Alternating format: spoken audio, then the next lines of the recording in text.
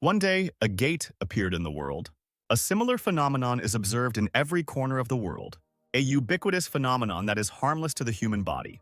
But their exact purpose was never revealed, and the number of citizens expressing concern continues to grow. Meanwhile, in scientific circles, everyone is trying to figure out whether this phenomenon is connected with the unfortunate appearance and disappearance of monsters. Somewhere the loaders must have finished loading. The woman told the man that this was the last kitchen set, and she had a box in her hands. The man replied that there was still time, so they could take a break. The woman turned around and asked someone if he heard. The young guy, holding a box on the relay, answered that he understood. The man then asked the guy's name again. His name was Eugene, and then repeated it again, to which he said that he had just moved the last box.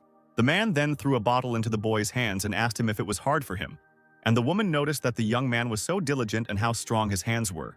Eugene only laughed awkwardly in response, opening a bottle of water. The man asked the guy why he was working there, whether he needed to pay for college or something, to which Eugene replied that he was paying for his brother's education. And then he said that their parents died early. They only had each other left, and therefore he had to drop out of university and go to work. The woman exclaimed that so much suffering had befallen him. The guy said that there was no suffering, and then took out his phone, showing a photo of his brother. The woman noticed that the guy's brother was so handsome and neat, and Eugene said that he was also taller than him. And then Eugene began to praise his brother. Eugene chattered enthusiastically as he talked about his brother, and the man remarked that he always became like that whenever his brother was mentioned. Eugene smiled happily and said that his rank classes were ending today too.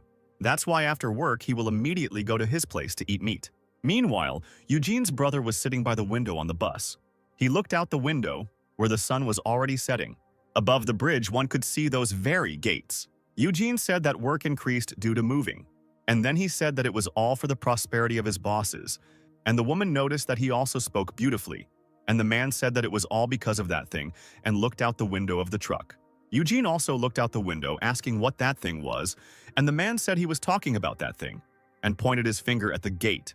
She said that many people are now moving because of this thing because it makes them sick. I would like to know what it is.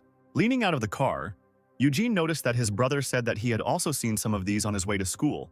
The woman asked if it was something good, if it was worth buying a house here. The man and woman continued to talk, but then Eugene raised his head, and he asked if it had always been that color. As it turned out, the gates were now glowing red instead of the usual blue. And then the truck suddenly stopped abruptly. The man and woman immediately wondered what it was, and whether someone had crashed into them. Eugene hurried out of the car to check his things. As he got out of the car, he noticed that there was some kind of bird-like creature sitting on the truck, drooling from its mouth. Noticing her, Eugene froze in shock, and the bird turned its gaze to him. And then she screamed loudly, and then hurried to run straight into the guy. Eugene managed to dodge, falling onto the asphalt, and the monster crashed into the car, tearing off the door. The monster climbed into the cabin and attacked the people in it, causing them to scream in fear. The screams continued and Eugene sat on the ground, unable to do anything because of fear. As it turned out, these monsters were flying out of the gates, causing people to run away in panic. It turned out that the gate was connected to the dungeon, another world, through which monsters from it entered the world. An uncleaned and abandoned dungeon bursts when it reaches overflow. Dungeon break. The moment when the dungeon breaks and demonic beasts come out, and in a state of simultaneous dungeon strikes, only in their country hundreds of people were injured.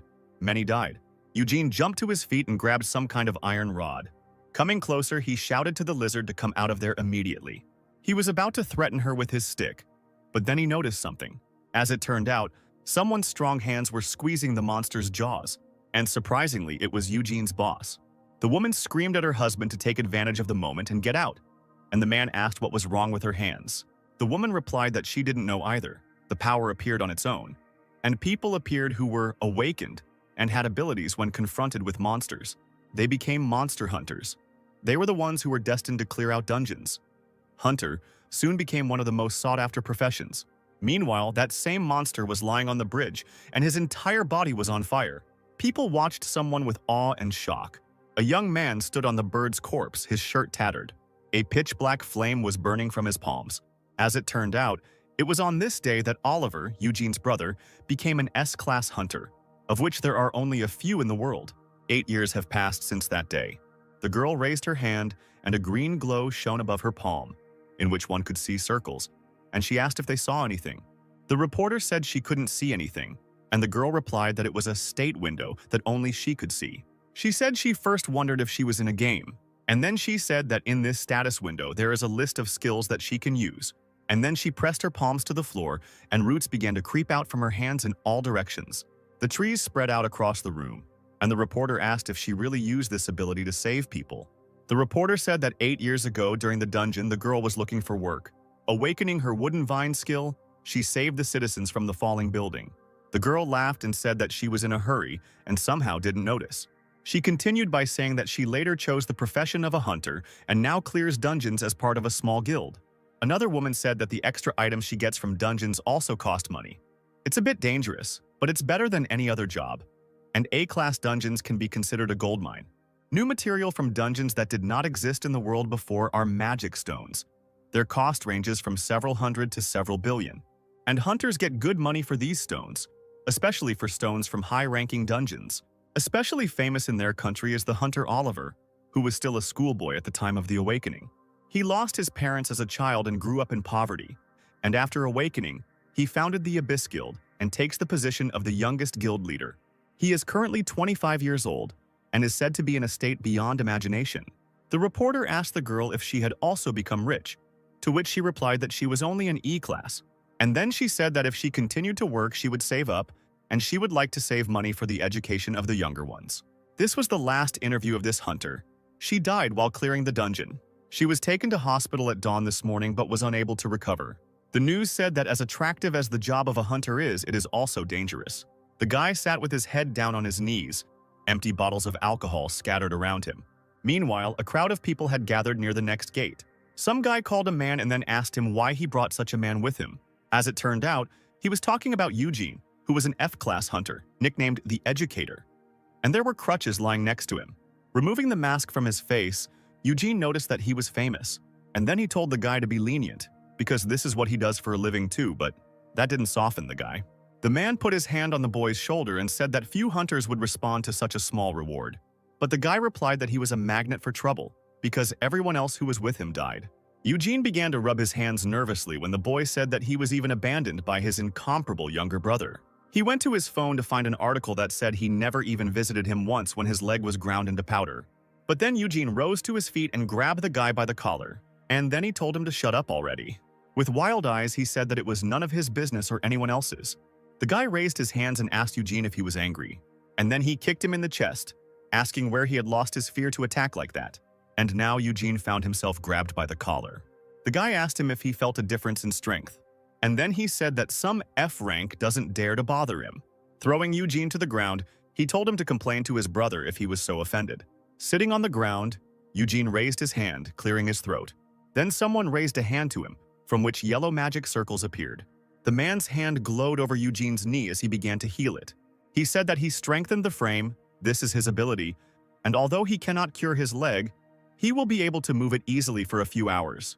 And then he told the guy not to take those words to heart because it was absolutely pointless. The man continued by saying that he was an F class, so he would have to rely on someone one way or another, and so he just had to be patient. And in response to this, Eugene raised his head and smiled brightly at the man. Taking the man's hand to help him up, the boy said he was already grateful that they were taking him with them. Eugene said cordially that his boss was working so hard to reconcile them all. In response, the man smiled awkwardly, thanked her, and said that, as expected, he was the only one who noticed it. Eugene simply looked at the man's face with a smile, but he himself thought that he had been caught. Eugene began to rise to his feet. He lowered his hand to pick up his cap that was lying on the ground, and suddenly screams were heard somewhere. As it turned out, it was the man who hit the guy on the back of the head who was bullying Eugene, shouting at him to stop it, because Eugene is insanely fast, and he is familiar with dungeons firsthand. Leaning on his crutches, Eugene raised his hand a little higher, and a blue hexagon lit up above his palm, and the guy mentally used the subject upbringing check. A window appeared above the man's head, stating that guild leader Scott had been added to the training targets. The guild had already set off for the dungeon, and Eugene, approaching closer, thought that all these nicknames might be true, because he had always survived thanks to this skill. The men entered the dungeon, which looked abandoned for a long time, with vines growing along the ancient stone walls. From the depths of the room, monsters that looked like bats suddenly flew out. People immediately rushed to attack, attacking the monsters with explosions. Some defended themselves with a shield. At the back were people with support abilities who healed and strengthened others from afar. Someone said that they shouldn't let their guard down, to which someone else replied that this was a D-class dungeon, and that someone incredible couldn't possibly come out of it. There were already dead monsters lying on the ground when someone said that before they would shudder just from the sight of such creatures. The monster's body suddenly dissolved, leaving behind a small glowing stone that lay in a pool of blood. Scott picked up the stone, noting that he didn't expect them to earn that much. A guy came up to him and said that with that size, even a D-rank stone would be expensive. And then he called out to Eugene, who was mining with a pickaxe, and he reminded him that 80% of his production would go to commission. Eugene turned around holding a small stone in his hand, and he said that there was nothing more serious than this waste. To which they replied that the magic stones of their monsters were their prey, and if he did not want to die of hunger, then he should dig hard. Eugene felt like he was Cinderella being ordered around by her older sisters, and the boy continued by saying that if he was caught hiding anything, he would be stripped naked and hung on the pillory. Still, Eugene began to diligently hammer his pick into the stone, cursing and saying that these bastards were treating him like cheap labor. He started singing to amuse himself, but he sang about how he was no different from Cinderella. The boy stopped, sadly singing about how he was a young orphan. And then he thought that he had lost his parents. Even his younger brother had turned away from him, and after waking up, he left home. And he didn't listen to him when he asked him to stop, when he said that it was dangerous. And while Eugene was in the army, his brother Oliver gathered hunters around him and created the Abyss Guild. As the Abyss became recognized as the strongest guild in the country, Oliver became more and more unattainable, and the abandoned Eugene was left behind. Eugene's head was filled with thoughts of what might happen if he, too, awakened as he wanted to awaken. Having spent all the money he had left after quitting his job, he found a broker who promised to wake him up. He fell for their flattering promises that they would take care of him since he was an S-class brother. He did a lot of dirty deeds, after which, although late, he woke up, but he woke up only as an F rank. People began to whisper, discussing the fact that Eugene had been knocking on doors, begging to be accepted into the Abyss. Someone told him that they believed him. Since he called himself the elder brother of the Abyss, they supported him, so now he must repay them everything. Eugene's name was now constantly on everyone's lips in the press, and he himself found himself in debt. Oliver, coming to him one day, asked him how long he would make him clean up after him. He said that his nickname, which he received upon awakening, was Educator, because he educated the S-class. Oliver asked him if he was ashamed of such a nickname. Leaning towards his ear, he said that he was not a teacher, but someone who only bound his hands and feet. Eugene was injured time and time again in the dungeon. He could no longer even use his leg, and Oliver refused to help him, providing the help of a doctor. Oliver said that everything should work out well, because he won't encounter any more troubles in the dungeons. Turning around, he asked his brother to live quietly from now on, and to stop tying his hands and feet. Meanwhile, Eugene, lost in his memories, hit the ground with his pickaxe. A blank expression appeared on his face as he stopped and stared at the ground. He sighed and quietly said that he deserved to be abandoned. After all, he is the feeble older brother of a magnificent S-class hunter. He is a parasite trying to extract all the benefits from him, and this is not a delusion. And the fact that he is F rank, always surviving in dungeons where people constantly die, is not his merit. It is only due to his skill that he extracts benefit from others. The ability given to him upon awakening allowed him to influence those around him. He could influence those who were as close to him as his own family member, whom he personally cared for and raised. But he could also influence people with whom he met and became friends.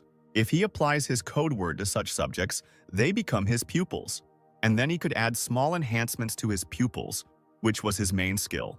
Eugene wondered if he could possibly survive with something like that at the bottom, even if he was a pure support. He's just a cave grasshopper, a parasite who survived alone even when all the other members of the team were dying.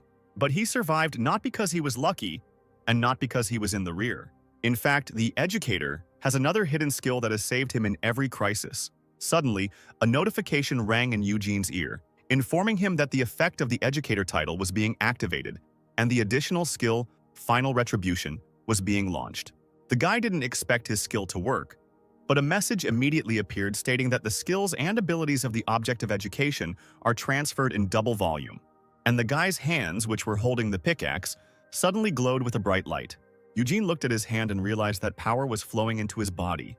And this was precisely his boss's ability. A magic circle glowed above his palms, indicating that it was an enhancing ability. Eugene threw the pickaxe on the ground and grabbed his crutches, and then he quickly ran forward, not understanding how this was possible in a D-class dungeon. The hidden skill, Final Retribution, means that the abilities and skills of the pupil that was improved by him are temporarily transferred to Eugene with double the power. If his speed was 100, now he can run at 200. It is thanks to this skill that he constantly survived. Eugene stopped, stepping heavily onto the ground, and he thought that this was an incredibly bad skill. He opened his skill menu, and this skill was difficult because of the condition of its activation. After all, the condition for activating this skill is the death of the object. And since this ability has now been activated, that means Scott should already be dead. Eugene walked forward again, and his foot stepped on something red. Looking up, he saw Scott's lifeless body lying on the ground, with blood all around. Someone's screams were heard, which made Eugene turn around. As it turned out, these screams belonged to the guy who had previously bullied him. But now this guy was in the mouth of one of the heads of a huge lizard. But the guy was still alive. Even though his arm was torn off, he weakly said that it was impossible, because it was a dungeon of rank D. And then he cried out that it was all because of that bastard. Because of his bad omen, all because he got involved with him. And then the monster's jaws closed, breaking the guy's bones and tearing his flesh, causing him to let out shrill screams and his blood to flow down. Looking at the monster, Eugene thought that it was the king of poison and curse dragons, Rauchitus. Until now, no one has been able to defeat him because he belongs to the genus of dragons of the first class, meaning that elimination is impossible. What is such a monster doing here? Noticing a new victim, one of the dragon's heads darted towards Eugene, but he managed to run away, and therefore the monster's teeth only tore his jacket. The guy quickly used the leg enhancement ability, and his legs glowed with a bright light. And now he ran even faster, managing to break away from the monster by running into some kind of crevice. As he continued running, he thought that this was a boss enhancement skill, and now it had a double effect. He decided to use this speed to hide where the dragon could not enter. He decided to escape at any cost. But then the dragon decided to clear a path for himself, and he, waving his tail, broke the stone, stopping the guy. Eugene stopped just before the edge of the cliff that had been created by the impact. But the dragon did not calm down, and growling loudly, he was about to pounce on him again. Realizing that he had nowhere to run, Eugene decided to try to block the blow with his crutches, strengthening his arms.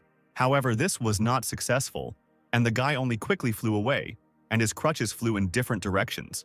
He fell head over heels to the ground, making a strangled sound. Blood began to drip onto the ground. The guy's body shook as he looked at his hand, which was covered in his blood. He thought that he was no match for this dragon, even with twice the skill strength of the boss. The guy began to be overwhelmed by his dying memories. He saw how the guy turned to the boss to say that he would try to buy time. But he didn't have time to finish speaking, and the dragon hit him with its tail, spraying his blood in all directions. Eugene's legs were out of order again, and he thought that he wouldn't be able to escape like this. Meanwhile, the dragon had gotten very close to him, preparing to kill him. Opening his mouth, he let out a monstrously loud roar, and drool flew from his mouth in all directions. Eugene closed his eyes tightly, awaiting his painful death in fear. But then something flew at the dragon, and a huge explosion thundered over his head. A figure grabbed the boy's body and put it away from the terrible monster. As it turned out, that man was Eugene's younger brother, Oliver, who was now holding his brother on his shoulder. Oliver carried his brother aside, placing him behind a rock to keep him safe. Eugene asked him what he was doing there, to which the boy only told him to stay behind. In response to this, Eugene only cried out that even he was not able to cope with the three-headed monster. But Oliver did not listen to his older brother's warnings, but only fearlessly turned to the dragon. Leaning forward, he said something, his voice barely above a whisper, activating his skill. And the blue willow leaves technique was activated, and many glowing leaves began to swirl around Oliver. Pushing off the ground, he jumped into the air and began to rush from side to side, striking with his sword. Gripping the blade tighter, he activated his other skill, and the blade of the sword began to glow with a dark light. With a wave of his hand, he stretched out the dark energy that flowed from the blade of the sword. The boy raised his hands, pointing his sword towards the monster, and dark energy swirled around the blade of the sword. Oliver threw a punch, causing a bright purple flash to erupt, illuminating everything around. Still sitting on the ground, Eugene watched the fight with interest, and he replied that the guy was very fast. Looking at his brother, whose face had a serious, focused expression, he thought that this was a battle of the S-classes. But then Oliver's gaze darted frantically somewhere to the side. As it turned out, another dragon head appeared there, from whose mouth some kind of green liquid began to flow. and then this head spat out a funnel of this liquid, but Oliver managed to jump aside in time. Eugene's cry was heard, exclaiming that it was a deadly poison, from which even a healing potion would not save. Meanwhile, this very poison was flying towards Eugene himself. In the blink of an eye, Oliver was in front of his brother, activating a shield to protect the two of them from the poison. However, small drops of poison still fell on the boy's body. Eugene called out to his brother in fear, but he only looked forward sternly, once again pointing his sword. The boy swung his sword, cutting off two of the dragon's heads with one blow. However, after this blow, the blade began to melt with a loud hiss. Eugene looked at the blade of the sword in panic. Not understanding why his brother was here, Oliver went towards the dragon again to kill it, and Eugene wondered if it was acting like that because it was protecting him and therefore could not fight freely. Realizing this, the boy leaned forward to call his brother. Turning around, Oliver asked the guy why he went into the dungeon again. Was even a broken leg not enough to stop him? The guy screamed about how he was climbing without knowing his place and what it all led to, how long he planned to make him clean up after him. Oliver shouted at him irritably that he had already told him so many times to keep out of his way and live quietly.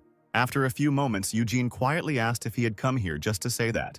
Getting to his feet, he said that he had been wondering why he had come, and that he was afraid of being tied up by him again.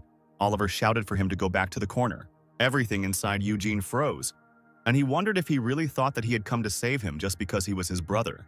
The dragon flew away with a loud cry when Eugene asked if his brother was tired of it. He slowly dragged his feet along the ground as he walked forward. The boy raised his hand, under which a sword shone, and he asked if it irritated him that his older brother was always butting in, not knowing his place. Eugene said that his brother didn't have to come at all, because everything could have been done more simply. Turning around, Oliver screamed again for him to retreat, but Eugene didn't seem to hear him, and he just ran forward with a sword in his hands. Running up to the monster, he thrust his sword into its body. The dragon's head turned towards him when Oliver asked him what he was doing.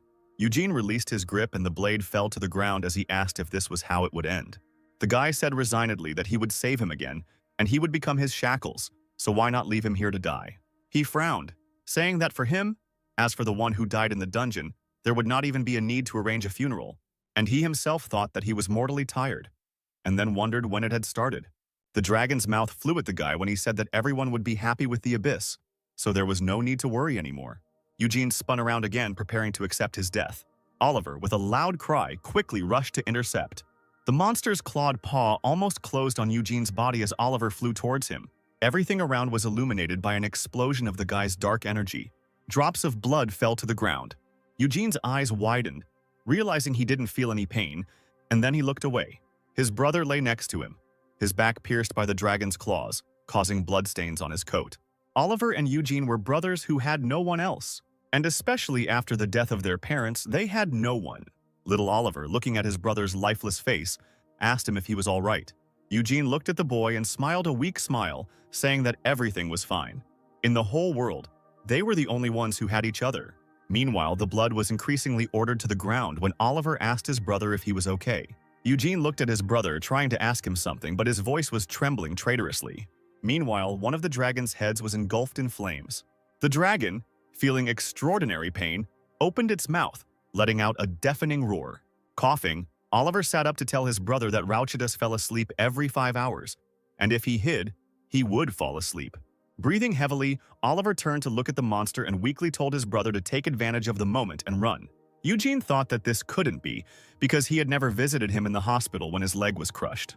When he just wanted to help him, he pushed him away in the coldest possible way. He abandoned him, told him to keep a low profile and live quietly. And then he wondered why his brother was smiling at him now, holding out some stone. The boy put a stone in Eugene's hand, saying that with it he would be able to get out. And then he leaned forward heavily, falling into his brother's arms, saying that first they must take care of his wounds. Leaning on his brother, Oliver said that there was no point in this, and Eugene, hearing this, froze. Oliver looked at his brother's face with a smile, saying that he would not be able to use the gatestone. And then his hand loosened its grip and fell down. Oliver's body went limp, his head falling onto the shoulder of the guy holding him by the shoulders. A few moments later, Eugene called out to his brother, and the lights immediately began to flicker. Everything began to be illuminated by the light of these little lights, which became brighter and brighter. There have been reports that the educator effect is being displayed. The duration of the additional skill, Final Retribution, is 1 hour. Eugene's tears began to flow as his brother's skills were transferred to him in bright flashes. A whirlwind of shining flashes engulfed Eugene, who was holding his brother's body in his arms, while the dragon was preparing to attack again. And then, something shook the earth. The dragon's huge paw hit the ground, destroying it and shaking everything around. Embraced by the soft blue glow of the blue leaves, Eugene, with his brother in his arms, rose to his feet and then flew higher. When the earthquake ended, he landed back on the ground. Cursing, Eugene hugged Oliver's lifeless body tightly. His brother's dark energy glowed around his fingers. And then, from Oliver's chest, his shining blade appeared. Eugene took out the weapon and carefully laid his brother's body on the ground. He pressed himself against him again, holding the weapon out in front of him, saying that even now he was doing this to him. The enraged dragon rushed forward, and the guy just calmly rose to his feet. As the dragon came even closer, Eugene quickly jumped up, striking the weapon at its neck. Looking down, he noticed that it was too slow, and then he swung his spear, causing everything around him to become illuminated with a bright light as he cried out that he had twice the strength of his incredible brother. Eugene struck, and the dragon, bleeding, began to fall to the ground. And again memories began to penetrate the boy's head, and his brother said that since he had awakened as an F rank, he could not contact him. He thought about keeping him away, even further than he was now. If his brother became his weak spot, they would definitely target him. Meanwhile, Eugene rushed forward again. Rising again, the dragon met the guy with an angry cry and he only pushed away from his head. He jumped high into the air, throwing his spear arm back, and then he turned around to strike. In his mind, he had a picture of his brother's upbringing, where he told his subordinate to continue to observe and report. He said that by becoming a hunter, his brother would not be able to be properly protected by the law. When Eugene ended up in the hospital, Oliver blamed himself for not being able to stop it. He ordered his subordinates to deal with these bastards at all costs who did this to his brother's leg. In a bright flash, Eugene flew down, striking the dragon's food. Memories appeared again, namely about the day when he came to ask the doctor for help. Oliver ordered his subordinates to make it look like he was forced to help him financially just because they were brothers. Oliver pressed himself against the window, quietly saying that it would be better this way, because he would not go to the dungeon anymore. And then he sat down on the floor, exhausted, apologizing to his brother and praying that he would not go to the dungeon again. Finally, everything in the dungeon became quiet. It started to rain, and Eugene stood astride the huge carcass of a dragon, which was now definitely dead. The guy smiled weakly, asking who the bastard thought he was without even saying a word. Tears were streaming down the boy's cheeks as he leaned on his spear and said that he hadn't expected this. He had really broken him, tying his hands and feet. He noticed that the time of the last retribution was ending, and when time runs out, he too will die from the poison of Raucatus's internal fluids. The guy started thinking about what he had done if only he could change everything. And then a message appeared saying that an impossible achievement had happened. He had killed the dragon. A message has appeared stating that the legendary title, Dragon Slayer, is being awarded. The reward is 10 gate stones, 5 acquired Class 1 liquids, and the Great Sword of the Scarlet Dragon. And also a wishing stone is given out, which can fulfill any one wish, and a strange stone began to shine in front of the guy. Eugene stared at him in amazement, asking if he could really do anything. He then rushed forward to ask for his brother to be resurrected. But before he could finish speaking, a message appeared stating that the stone would do anything except resurrect the dead. Eugene fell to his knees, holding the stone in his hands, and he asked in a panic what he should wish for then. He wondered if he could become stronger than Oliver if he wished for it. He will be able to become what he wanted to be for so long, and maybe even more. But then he asked the wishing stone to turn back time, to return him to a time when his younger brother had not yet died. Eugene stood up, holding the stone in his hands. He said that he would no longer go to the dungeons and would live quietly, so let him return it in time before he woke up. A message appeared asking the guy if he was sure about his desire. Eugene's gaze softened, and he replied that he was sure his face was illuminated by the soft light of the wishing stone. And then the stone began to glow even brighter, and steam began to emanate from it in all directions. Eugene calmly closed his eyes, thinking that even if he regretted it, he would not allow something like this to happen again. And the next moment, Eugene jumped up, his eyes wide open. As it turned out, he was no longer in the dungeon, but sitting somewhere on the couch. Looking around, he realized that these were his brother's rear guilds. Looking at his body, he asked if he really had returned to the past. Taking out his phone, he looked at the date and noticed that he had gone back 5 years, and then wondered why he was in the Abyss building. And then he realized that he had hit the day when he found the Awakening Broker. He went, not suspecting that it was a scam, took the money with him, and then he was grabbed and dragged into the abyss. He thought that he would be able to catch up with his brother as soon as he woke up. Eugene leaned against the sofa, suddenly realizing that he was going to come here now. And at that very moment, someone's footsteps were heard outside the door. And then the door swung open, and a guy came into the room, telling his brother what he said. He asked him how much more he needed to repeat before he would allow himself to end up here. Eugene looked at his brother, his eyes immediately becoming moist. The only word that rang through his mind was back, as he rushed forward towards the boy. Eugene jumped up, wrapping his arms around his brother. Not understanding anything, Oliver called his brother. Eugene pressed himself against the guy, thinking what a relief it was that he was alive. And then he said a quiet, "Sorry." Without looking up, Eugene said that it was his fault. He had behaved so unreasonably. Oliver's eyes widened slightly as the boy continued, saying that he was sorry for both. For everything. Still dumbfounded, Oliver asked Eugene if he was going to get into more trouble, to which his brother shouted that he was not. And then he reached up to put his hand on the back of his brother's head, and he said he just thought about it on his way here. Eugene put his hand on the back of the boy's head and pulled him close, saying that he was only 20 years old now. And all this time he suffered so much alone and in the guild, and he, as the older brother, was long overdue to understand this earlier. Pulling back to look into his brother's face, Eugene said that he wouldn't make such a fuss anymore. He wouldn't give him any more headaches. Having recovered a little from the shock, Oliver hesitantly placed his hands on his brother's back, and he thanked him for these words. Eugene blushed a little and thought that this was such a relief, even though he felt a little ashamed now. He was glad that at least now everything could be returned back, and they were brothers who had no one but each other, and so they will remain. Eugene, again moving away from his brother, put his hand on his shoulder and with a joyful smile said that he loved him. He thought that now he would forget about awakening and the hunters, and would just sit quietly in his place. But then a message appeared that the recording of the awakened Eugene was complete.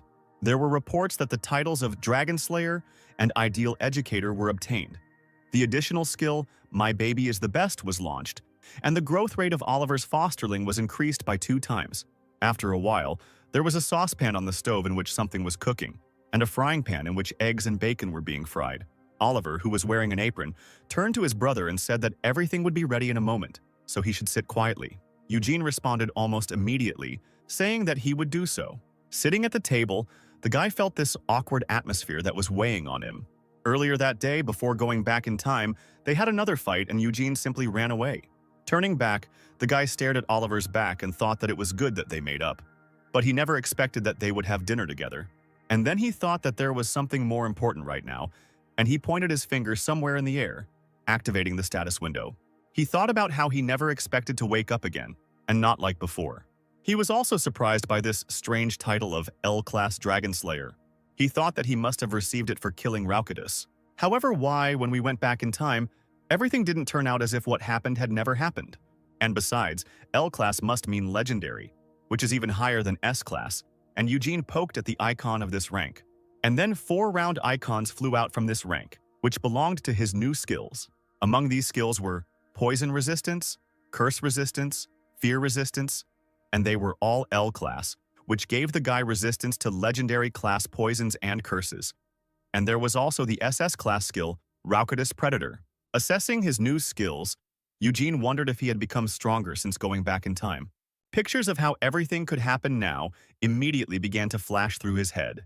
In the boy's fantasies, Raucadus was so strong that even Oliver admitted that he would not be able to cope with him, and that this was the end.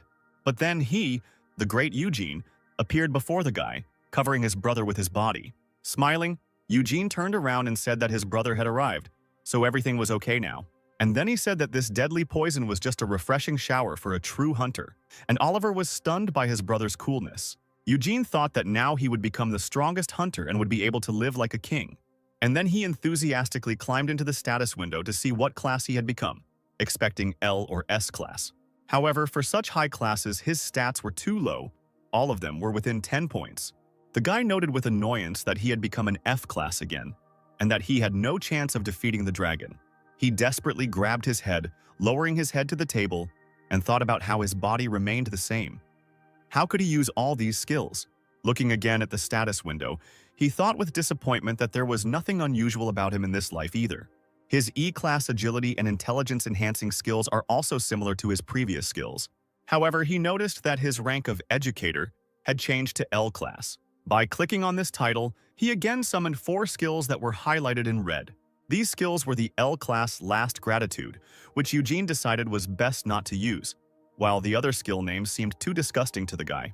One of them was the skill My Baby is the Best, which provided accelerated growth of the object that was influenced by hearing the code word. The duration was 3 days. Eugene reasoned that this was very similar to the previous educator. And then he noticed in surprise that this skill accelerated the growth of the subject by as much as 2 times. He cried out in surprise about this, which made Oliver turn around. The next skill was the skill Our Child is So Incredible, which was activated by supporting the object of nurturing with a code word in front of more than 5 beings with intelligence that could perceive code words. And then the abilities and effect of the skills of the object of education increases relative to the number of living beings with intelligence, maximum, 100%. Eugene thought that if he supported his brother in front of 50 people, he would become 1.5 times stronger, and if in front of 100, he would become twice as strong. And then with this skill, it's only a matter of time before he makes his brother the strongest. And not only him, but also the people in his guild. He began to fantasize about how he would raise the strongest hunters in the world and be able to bathe in money and adoration, to be at the top of this world. However, it turned out that the code word was love. Now Eugene began to bang his head on the table, not understanding why he had been given such a terrible code word. But then he realized that it had changed during his confession of love to his brother. Then the guy immediately thought about what would happen if he used this code word. He realized in despair that not only would he be considered strange, but he would also be arrested. Then he thought sadly that all these skills, considering the code word, were no good, and he couldn't use them, although the skills were quite good. The last skill Eugene decided to look at was Promising STEM.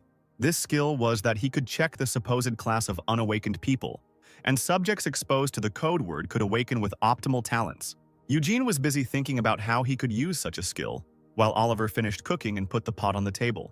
He put some rice in a small plate and handed it to his brother, asking if he had enough rice. Eugene accepted the plate with joy, thanking his brother, and said that he would eat it all with pleasure. And Oliver, sitting down at the table, said that he cooked from what he had, so he did not know how it turned out. When Eugene tried the first boat, his face immediately lit up. And then he quietly said, not believing that it was very tasty. Oliver replied that he was then glad. And then, looking at his brother with a smile, he told him that there was still a lot left, and therefore, if he wanted more, he could safely ask.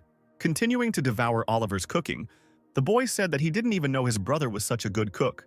Oliver replied that he had gotten the hang of it over the years, cooking for himself, and then Eugene asked him why he cooked for himself, since he had a lot of money. To which Oliver replied that it was much safer. Now there are various detoxifying and curse-removing items, but before there weren't any. Hearing this, Eugene froze. After a few moments, he quietly asked his brother if there were people who added Yal to his food or put curses on it. Oliver smiled sadly and simply said that he was performing alone and was therefore being held back. Other guilds grew by colluding with large corporations, but he did not join any and declared that he would create his own guild. Oliver said it would be a lot easier if he obediently walked into the appropriate guild. But then Eugene grabbed his brother by the cheeks, turning him around and interrupting him. Eugene cried out, asking why he, the bastard, had never told him about this before. Oliver, in response, looked away and told his brother to remove that expression from his face because he himself chose this path. And then he said that one thing tormented him, namely, that because of his behavior their relationship worsened. He followed him and interfered in every matter, trying to make sure that he did not catch their eye. He constantly deliberately distanced himself, afraid that they would touch his only brother. Eugene put his hand on his brother's shoulder and exclaimed that he should have just said it, to which his brother replied that he didn't mean to burden him. The smile fell from the boy's face as he continued, saying that he then felt like he wouldn't understand. And then he said that it turned out he was wrong, and he reached out to put his hand on the hand that was on his shoulder. Smiling again, Oliver said that his brother still thought about him and cared about him, and he also apologized and said that he loved him. The boy smiled brightly and happily, thanking his brother for saying so, despite how cruelly he had behaved. Feeling awkward about the fact that he was about to burst into tears, Eugene began frantically putting food on his brother's plate, saying that there was nothing to thank him for, since it was because of him that he had suffered so much. Afterwards, they had a pleasant time at dinner, and Eugene thought how good it was that he turned back time. It was the best choice he had ever made in life. After a while, Oliver's phone beeped. The guy looked at it and said that he had work, so he needed to go. As he rose from the table, He said that he wanted to say one more thing before he left. As he took off his apron, he told his brother to delete the broker's wake-up contact, and Eugene immediately reached for his phone. And the boy said that anyway, the broker wouldn't answer him now, even if he tried to contact him. As Eugene deleted the contact, he wondered if this meant his brother had gotten rid of those brokers, and Oliver watched closely. Oliver threw his coat over his shoulders and said that he would go now. Eugene waved his hand at him, saying that he would take care of the rest. Touching the door with his hand, Oliver asked him what he was talking about, and then he said that his brother would not go anywhere else. Smiling, he told him that now he would live here and would not have to go anywhere. Hearing this, Eugene froze somewhat frantically, comprehending his brother's words. And then he cried out, asking what this all meant. "He can't get out of here anymore?" Oliver, with a smile on his face, simply replied that it was dangerous outside and therefore he couldn't go out. Then, Eugene said that he walked around the area fine in the morning, there was nothing dangerous, scratching his chin. The guy replied that the situation was different from the morning. Now that they are close again, he is no longer as safe as he was before. He's been fine so far because he's kept him at a distance, but now his enemies are going to target him. There's no telling when they might try to take his life, so how can he let him roam around alone? With his arms outstretched, illuminated by a bright light, like an angel descending from heaven, Oliver said that from now on, his brother would only be here. And the next second, Eugene jumped out of his chair, screaming that he was crazy, and he quickly ran to the exit door. But suddenly bars appeared before his eyes, blocking his path, causing the guy to scream in fear. A voice called his name from behind him, and Eugene let out another cry of fear. The man handed the guy a document, and he said that they had transported everything he asked for here, and then asked him to sign the document. People immediately appeared and began to bring in boxes with Eugene's things. And Oliver said that even if his brother went home, there was nothing there. Now this was his home. A frightened Eugene screamed, asking his brother what he had done here. In response, the guy simply asked what was wrong with that. And then he said that he himself said that everything was fine. His brother apologized, said he loved him, accepted everything he had done so far. Oliver scratched his nose and said it was like he had gotten permission from his brother. Eugene's face darkened with annoyance and despair. And he thought about how this could mean something like that. After some time, Eugene was lying desperately on the floor among some of his things, scattered on the floor in boxes. Thinking about his brother's overprotectiveness, he wondered why he was acting like this, and if it was a side effect of going back in time. But then he came to his senses and, rising from the floor, he exclaimed that this was not the most important thing now. He began rummaging through the boxes of his belongings to grab the essentials and escape before his brother returned. Throwing his backpack over his shoulder, he walked towards the door, thinking that if he made a mistake, he would spend his whole life locked up. But, opening the door, he noticed that a huge man was standing in front of it, and the guy did not stop right away. The man frowned and asked the boy what he wanted. Eugene grabbed the door with his hand in fear and quietly greeted the man. As it turned out, the man was Steven, an A-class void hunter and Oliver's confidant with a powerful defensive skill.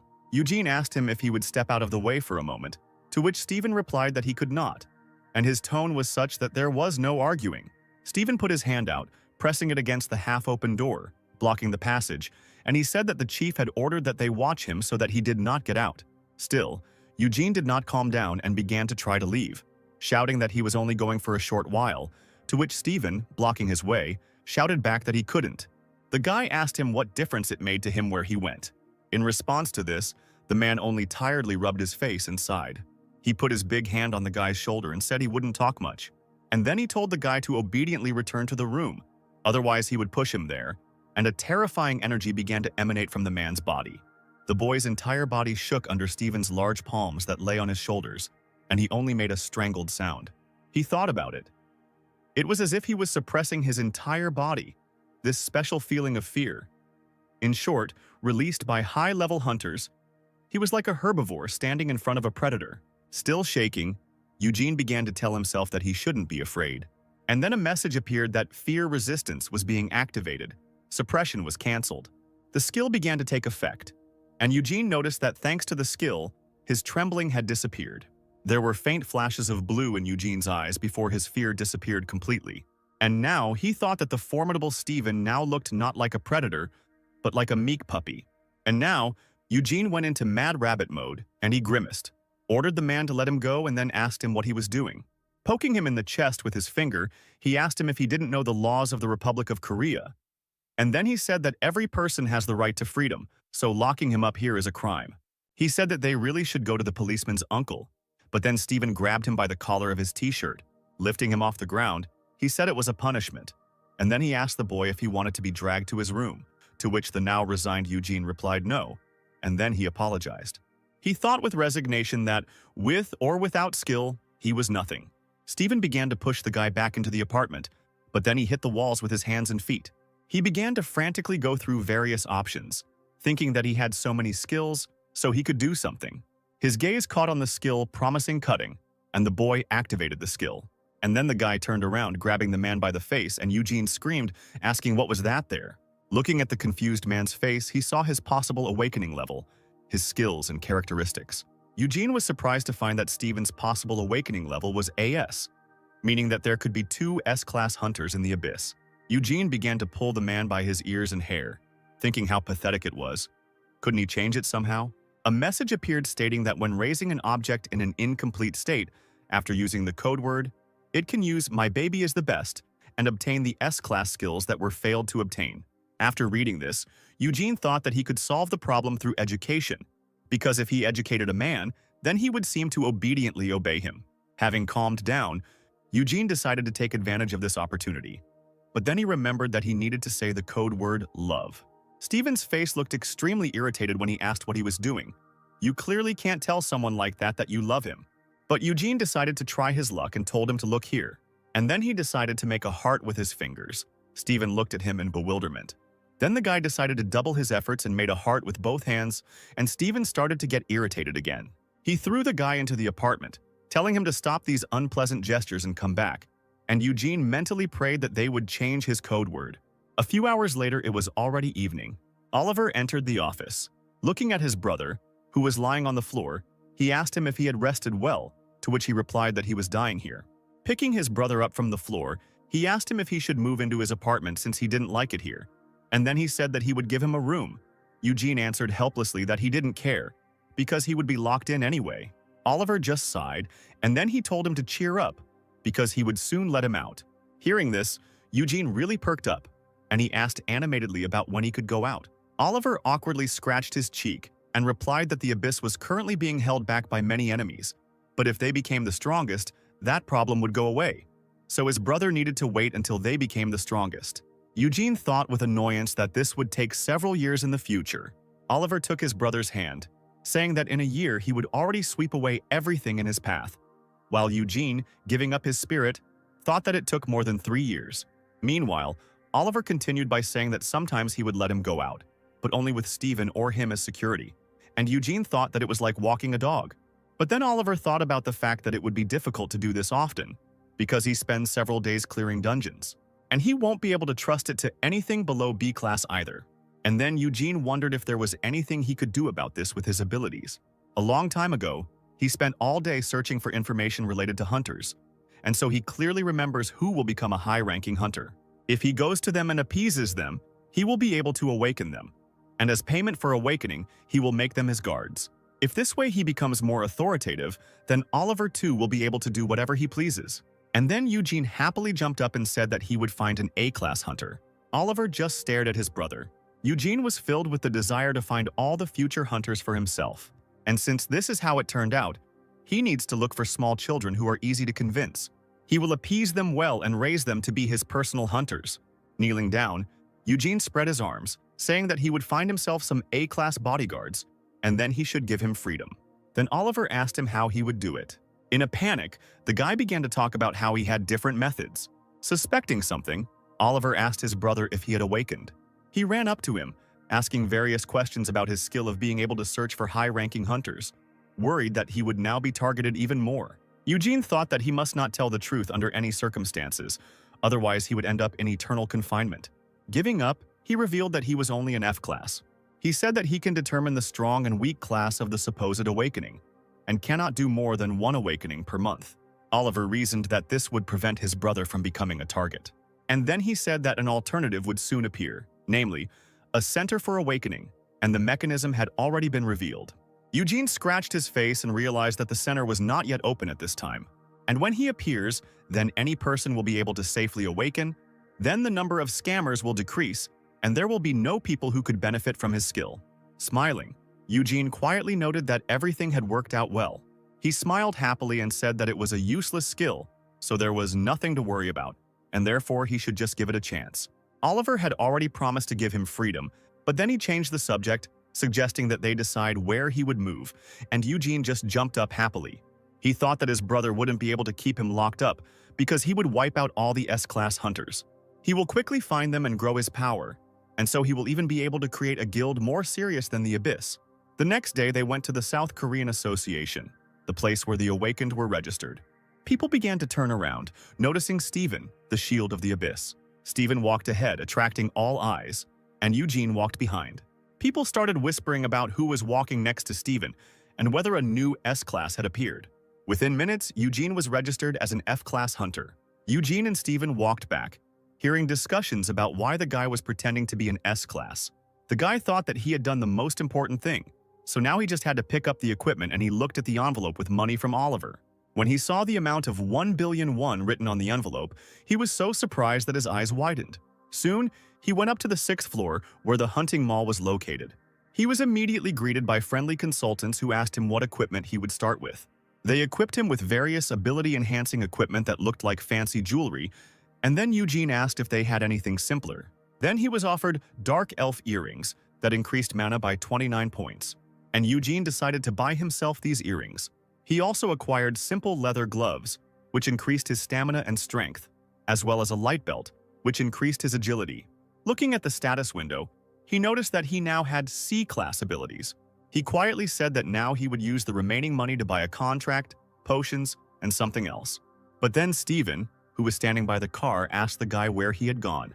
Having got into the car, Eugene reported that he had gone shopping and asked whether he was now not allowed to do that either, to which the man replied that he had to report where he was going. He said that since there was nothing else to do, they were going back. But then Eugene asked him to take him somewhere else. Looking out the window, he thought that the ice witch Penelope lived somewhere in this area. She lost her parents and lived with relatives who owned a meat restaurant. Penelope was an excellent hunter, even among Class A, so this level should satisfy Oliver. She awakened at 18, but she is still in middle school now. The guy thought that he needed to find her as soon as possible, sign a contract, and regain his freedom. It was already evening on the shopping street, and the lights of the shops were shining brightly. Eugene began asking people if they knew Penelope.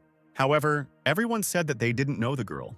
Looking around, holding a corn dog in his hand, he said that there were more meat restaurants than he had expected. Would he really have to visit them all? He started to think about when all this would end, but then he smelled fried meat. Steven said that he was interested in why he came here, because there are meat restaurants near the Abyss, to which he only replied that he felt a strong energy here.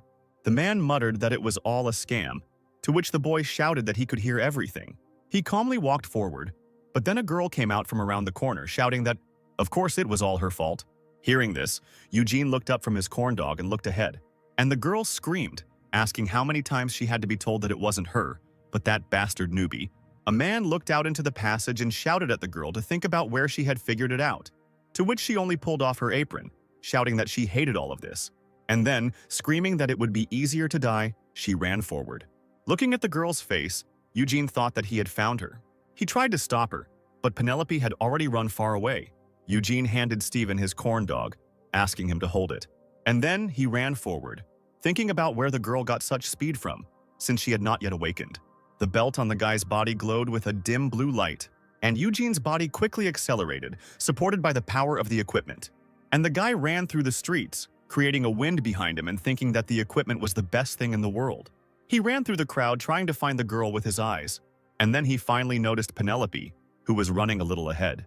And then he called out to her, asking her if she was Penelope, which made the girl turn around. Eugene told her that they needed to talk for a while, and Penelope stopped and asked if her uncle had sent him. And then she ran again, saying that she would not return, and Eugene shouted after her to stop. Penelope ran out onto the road, and immediately a car began to approach her, and the girl stopped. Before the car could hit her, Eugene ran up and pushed away from the car, pushing Penelope out of the way, and they tumbled head over heels along the sidewalk. The driver sat in horror behind the wheel of the already stopped car. The crowd stopped to look at the two. Eugene asked the girl if she was hurt, and afterwards he said that he would have liked the ending to be more exciting. As it turned out, Eugene was sprawled on the ground, and Penelope was sitting on top of him. And she asked him if he was really a hunter, to which he only told her to get off him. After some time, they reached a meat restaurant. Meat was frying with a crackling sound on the stove. Eugene exclaimed happily, saying that he hadn't eaten marbled beef for so long. He told Penelope that she was sitting opposite him and eating her fill, so that she could eat her fill, and he thought how good it was that he was paying with a co-op card. And then he asked her if she could eat there, since her uncle had his own meat restaurant, to which she replied that it was not tasty there, and advised him not to go there either.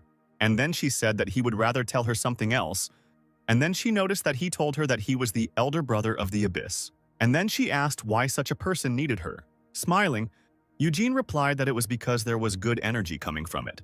Getting up from the table, Penelope said that she didn't believe it at all and thanked him for the food. And then Eugene made up a story about how he knew her parents and they helped him when his parents passed away. The guy frantically began to tell her that, although he was late, he had come to pay off his debt. Otherwise, he felt so awkward. Chewing again, Penelope sighed and said that she didn't care, because she already had people who would wipe away her drool and give her a slap on the back of the head. While putting the meat on the plate, Eugene said that he was thinking about how to help her, and then his strength turned out to be outstanding. And he said that he had the power to awaken other people, and then he told Penelope that she could be at least a B class. Eugene continued by saying that he was also under the protection of the Abyss, so he could help her get a job there as a hunter. And he, if she doesn't mind, wants to become her sponsor. He extended his hand to her, asking what she thought, if she wanted to make a contract with him and become a huntress. Penelope looked at the man in surprise and asked if she could really become a huntress. Eugene thought that among teenagers this profession is considered the coolest. He thought that he needed to put on some kind of show to entice her, and blue circles began to glow above his hand. And then a shining roll of paper and a brush appeared in front of him, and the guy asked if the girl would sign the contract. Penelope jumped up from her chair and asked where he got it from, if he really had some kind of inventory. To which the guy replied that she could do the same, and that this contract was also a special thing, created from dungeon items. Having written something on it, he threw it to the girl. Having caught it, she looked at it with reverence, and Eugene said that all that remained for her was to sign the contract. Penelope read aloud a couple of conditions, which stated that she would have to make a contract with the Abyss to keep Eugene's skill a secret and be responsible for guarding it for a year. The guy said that he is just a weak F-class, so he needs a bodyguard. But then Penelope asked him if he would be ashamed to be under the protection of a high school student. Eugene replied that after awakening, she would become much stronger than him. So no. And then the girl asked if she would be able to become independent after awakening. She looked sadly at the table when Eugene asked again. And then he said that it was generally possible, awakened minors on an equal basis with adults. And then the girl said that she would sign the contract. But then Eugene grabbed the brush that was in her hand. And then he said that everything needs to be checked, and her conditions are not yet in this contract. Eugene began to show her something in the contract, saying that this way she could have been deceived. Taking the contract, he said that the execution of the contract needed to be carefully monitored, so she still needed a guardian. And the girl's face immediately darkened. Eugene said that he shouldn't be fooled by the attractive independence. But then Penelope asked him about what if this guardian was deceiving her.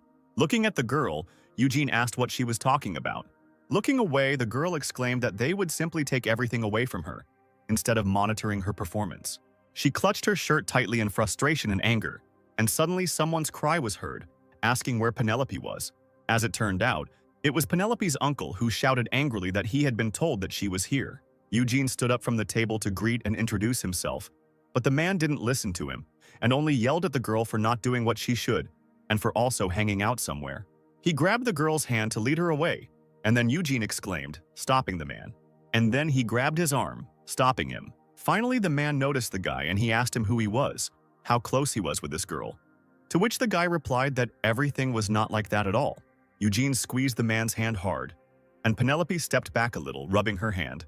Penelope's uncle began to shout to be let go, and Eugene turned to look at the girl. She stood with her back to it, frowning and looking somewhere at the floor. Her sneakers were so worn out that they were practically falling apart. Turning back to the man, Eugene said quietly that he now understood what she meant, and he asked her if she wanted to say that nothing was better than such a guardian. And Penelope actively screamed that everything was so, and her uncle was the worst. She pointed her finger at him and screamed that he had appropriated her parents' inheritance and was not giving her a penny for pocket money. She exclaimed that he once gave her only a cheap plastic umbrella, and when it fell apart she had to cover herself with a plastic bag. And people in the restaurant started turning around. The man frowned even more and said that she was always just disgracing people. The man pushed Eugene away from him and walked forward towards Penelope, and then Eugene suddenly fell to the floor. Penelope and her uncle stared at the boy in complete shock. Eugene was sitting on the floor when a worried Penelope asked if he was okay, and a moment later, Eugene began to writhe wildly on the floor, screaming that this uncle was beating people. He sat down on the floor and said that they could have had a normal conversation, so why did he push him? Tears streamed down the boy's cheeks as he said he just stopped the girl. Eugene continued his acting and cried out, asking if he was going to hit the girl too. Grabbing the guy by the clothes, he jumped up, saying that he was brazenly turning the situation around.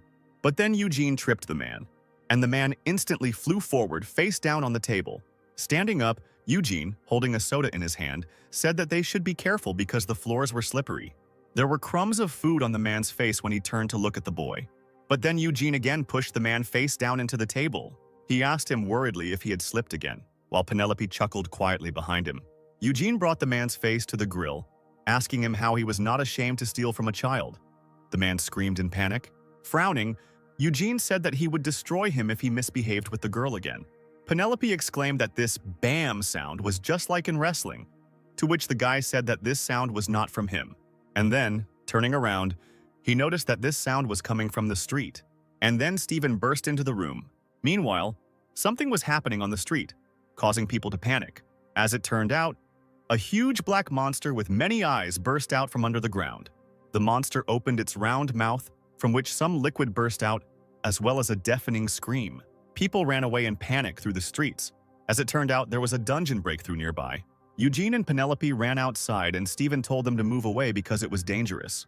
The man, saying that he would stop him, pulled his hand back, and a hexagon began to glow on his fist. Then he hit the ground with great force, causing a bright beam of light to shine.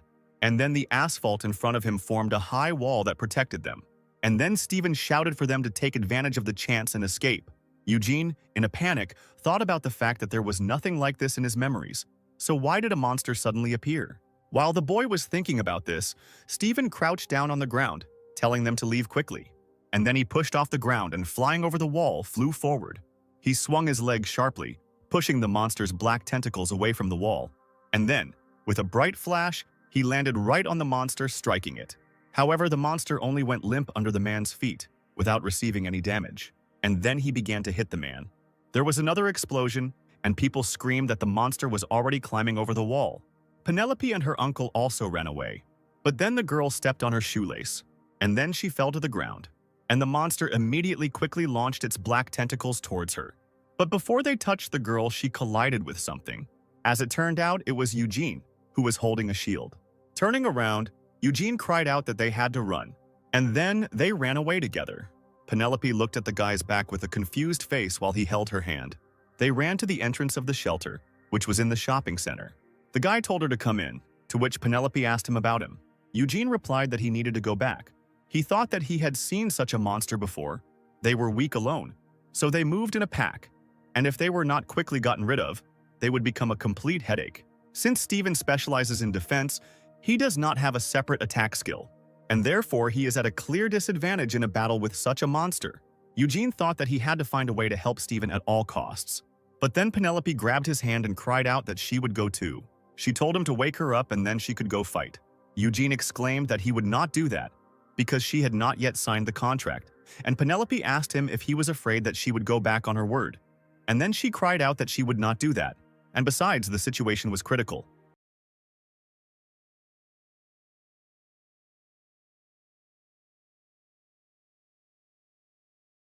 Eugene said that besides, she was still a child, and therefore he would not do it. He asked her if she really thought that once she woke up, she would start fighting. And then he said that he wanted to wake her up calmly and painlessly, and he was not going to throw her into battle right away. He couldn't stand to see a child fight alone, and he immediately thought of his brother. Turning around, he told Penelope that the adults would take care of everything, and that she had to get to the shelter safe and sound. And then he ran away, leaving the girl behind. Eugene ran quickly through the streets trying to figure out what to do. He told himself that he had been hanging around as a hunter for over 5 years now, so he had to force some kind of decision out of himself. He ran up to Steven, who was standing by the wall with a stick in his hands. The man asked the boy why he came since it was dangerous here, to which Eugene only shouted, telling him to use his defense skill. Steven responded by shouting that it was useless. Even with a protective barrier, it would not be possible to completely enclose the center.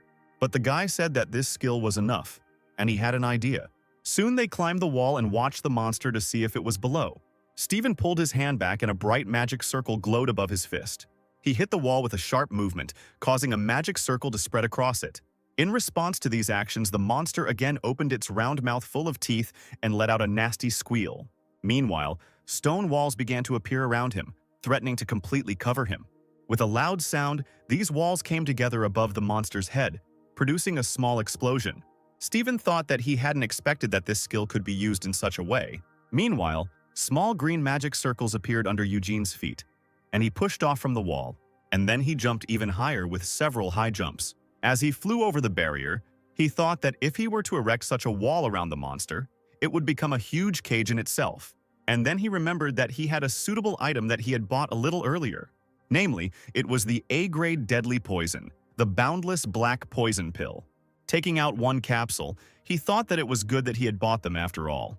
Pulling his hand back, he thought that if he detonated it inside the barrier, no one would get hurt. As he prepared to throw the pill, he looked inside and his eyes widened in surprise. As it turned out, these walls were empty. Eugene began to look around in confusion, while dark tentacles were emerging from the sewer. A couple of them rushed forward and wrapped themselves around the unsuspecting boy's leg. Grabbing the guy, the monster quickly burst out of the sewer, destroying the asphalt around itself and lifting the guy into the air. Flying in the air, Eugene thought about the fact that there was no sewerage in the dungeons, and therefore he could not even think about such a thing. Could this really be his end? But then someone hit the monster with a blue umbrella. As it turned out, it was Penelope who stole an umbrella from one of the cafes nearby. As the monster continued to hold Eugene in the air, Penelope continued to hit him with the umbrella, waving it around furiously, and the grip of the tentacles on the guy's leg weakened. Eugene landed skillfully on the ground, and the girl threw the umbrella on the ground and ran away, shouting at the guy to run towards the alley as well. And together they ran away from the monster. Eugene asked the girl what she, a civilian, was doing here, to which she asked him what he, an F-class, was doing here. The guy replied that at least he was awakened and an adult, to which the girl replied that he, who asked her for protection, was not allowed to say such things, and in the meantime the tentacles rushed forward after them. Eugene repeated as he ran that the girl was still little, to which she cried out that she knew it. And then she said that this is exactly why she needs even more power. She thought about how when Eugene saved her recently, she felt calm. She thought that he really wanted to protect her. And this made her angry because it meant that she did not have the strength to protect herself, which is why she had to rely on others. The girl cried out that she wanted to become stronger. She didn't want to rely on anyone anymore because she was small. Doesn't want to wait with a pounding heart for someone else's protection. She wants a power that she chooses for herself and with which she can protect herself. And then she said that he himself told her that she could become stronger. He himself told her that she had such powers, and she told him to then show her how strong she could become. And in the meantime, the monster's tentacles shot forward and began to tower over the boys. Eugene and Penelope stopped and looked up in panic. They grabbed each other's hands and everything around was filled with bright flashes of light. The flash of light became even brighter, hiding the boy and girl from view, and the monster struck with its tentacles. Steven ran out with a spear in his hands, asking how this happened. Meanwhile, Penelope flew above the ground and stopped the monster's tentacles, freezing them, causing a magic circle to glow above her fingers. There were reports that the cold skill Icy Breath had been activated. The registration of the awakened Penelope was being completed, and the girl exclaimed that she was an S-class. Steven stood there dumbfounded, looking at Eugene and Penelope. And the girl began to enthusiastically talk about her skills, but Eugene interrupted her, saying that they were not something to talk about in public like that. The monster's tentacles, buried under the rubble, cautiously emerged and looked around. And then they suddenly rose up behind Penelope. Eugene called out to the girl, noticing that the tentacles had approached her and were beginning to wrap around her arm. The girl screamed out of fear and waved her hand, hitting the monster against the wall, causing it to crumble into small pieces. Seeing the girl's strength, Steven and Eugene froze, and their faces darkened. The monster was pressed into the wall, in the depression made by Penelope's hand. The girl beamed and exclaimed that she would figure it out herself from now on. She approached Steven and asked him to put his weapon aside for her. And then she hit the ground with the end of the spear, causing the air around her to swirl and a bright flash to appear. Penelope pointed the spear forward, which now had a tip on it, which was made from her magical powers. Chunks of ice began to rain down around them, and Steven raised his hands, summoning shields to protect himself and Eugene. As Penelope rose above the ground, she used the skill Hermes' Shoes, causing a magic circle to glow beneath her feet. And then, in a bright flash, she rushed forward with a spear. A second later, pieces of the monster's body and splashes of its blood flew in all directions. Stephen continued to protect Eugene with his shields, and he shouted at the girl to be careful if she didn't want to crush them to death. Hanging in the air, Penelope awkwardly scratched the back of her head and apologized, and she said that she was still not very good at controlling her power. Looking up, Eugene only laughed quietly and resignedly. He thought about how, as a hunter, she was called the Ice Witch. But in fact, she turned out to be a child who was capable of smiling so brightly. Eugene said that he didn't expect her to wake up so quickly. It would be ideal if she had an area attack skill. And then someone came up behind him and told him to leave it to him. A hand rose up, from which flashes of dark flame burst forth. And then everything around was illuminated by a bright flash that tore the monster into pieces. Penelope, who was still in the air, covered her face with her hands, shielding herself from the explosion that went off beneath her. And then she looked down in admiration, asking who did it. Oliver stood ahead, a little distance from his brother and Stephen, as trained monster parts and ashes fell to the ground. Everything around was in ruins. Stones from the destroyed wall of the building were lying on the ground, and somewhere a fire was still burning brightly. Coming closer, Eugene joyfully called out to his brother, but Oliver, turning around, showed his brother a very worried face. And then he ran up to him and started talking about how he was worried when they called him on the way, and how many times he had to be told not to wander around the streets. And in the meantime, Penelope came down to earth. In response to his brother's tirade, Eugene merely waved his hand and said that he need not worry anymore. Waving his hand, he pointed at Penelope and said that he had found himself a guard, the only one who had awakened from S-Class Penelope. The girl quietly greeted. Looking at Oliver, she thought that in front of her were indeed the eyes of the abyss. Eugene said that he decided to make a contract with her, and then he asked him if he had any complaints about the S-rank guards, to which Oliver asked about the girl's guardians, since she looks like a minor. Eugene hesitated to answer this question and looked away, and then he announced that he was going to become her guardian. This news did not particularly please Oliver. Penelope approached Stephen to return his spear and asked if a sponsor and a trustee were really so different. Stephen replied that a simple sponsor would not be able to take part in her affairs, so he would not be able to protect her even if an unfavorable contract were concluded. And then he said that the guardian is the legal guardian of the minor hunter, or more precisely, he acts as a parent. This information surprised the girl. She ran up to Eugene, asking if he would do this again, and Oliver immediately picked up, asking why his brother would care about a stranger, to which the guy replied that Penelope's uncle was worthless, and therefore he could not leave it like that. But it was up to the girl to decide. Hearing this, Oliver began to puff with anger, unable to utter a complete sentence. And then he grabbed his brother, taking him aside, and exclaimed that he could not allow this, even for the sake of his brother's safety. He said that there had already been more than 1 or 2 precedents of a high-level awakened using violence against his low-level guardian. And what S-class would timidly follow an F-class? Frowning, he pointed at the girl and asked if this child was attacking his brother. Penelope, taken aback by this, replied that she was not attacking, she was kind. Oliver only exclaimed angrily that he would rather become a trustee than his brother, to which the now irritated Penelope said that she didn't want that because Eugene had promised to do it. Oliver cried out, asking her what if everything suddenly changed later, to which the girl cried out that she would not do that, because they had contact, and then she asked him if he was going to do that. Eugene tried to intervene in the conversation, but Oliver grabbed his brother and led him back, saying that they had nothing more to do here. But Penelope grabbed Eugene's arm, stopping him. However, she grabbed him too sharply, and therefore his humerus came out of its normal position, making a crunching sound. The boy leaned back slightly in pain, and his brother asked him if he was okay. Penelope also did not stand aside. Oliver asked his brother if he had seen the potion, or if he should call a doctor, to which Eugene only called his brother and pointed his finger at him. And then he asked him if that was really how he raised him. And then an irritated Eugene, pointing his finger at the guy's chest, shouted that choosing a guardian was Penelope's right, so why was he interfering? And moreover, he should be happy that he brought a new S-class to his guild. And then he waved his hand towards Stephen, asking why they should go home when things had not yet been put in order here, and he was still making Stephen wait. With a wave of his hand, he sent his brother to do his job as the head of the guild. Oliver nevertheless obeyed his brother and obediently walked away, and he, turning around, said that he would soon return. Eugene didn't respond to this but only sighed, placing his hands on his hips. Standing behind the boy, Penelope said that this head of the abyss was not at all like the one they had talked about so fervently. But in response to this, Eugene only exclaimed that it concerned her too, and then he told her not to come close and to sit there, and he pointed to the nearest stone with his finger. Penelope immediately asked about the condition of the guy's shoulder, to which he replied that it was just a slight dislocation, and that something else was more important now.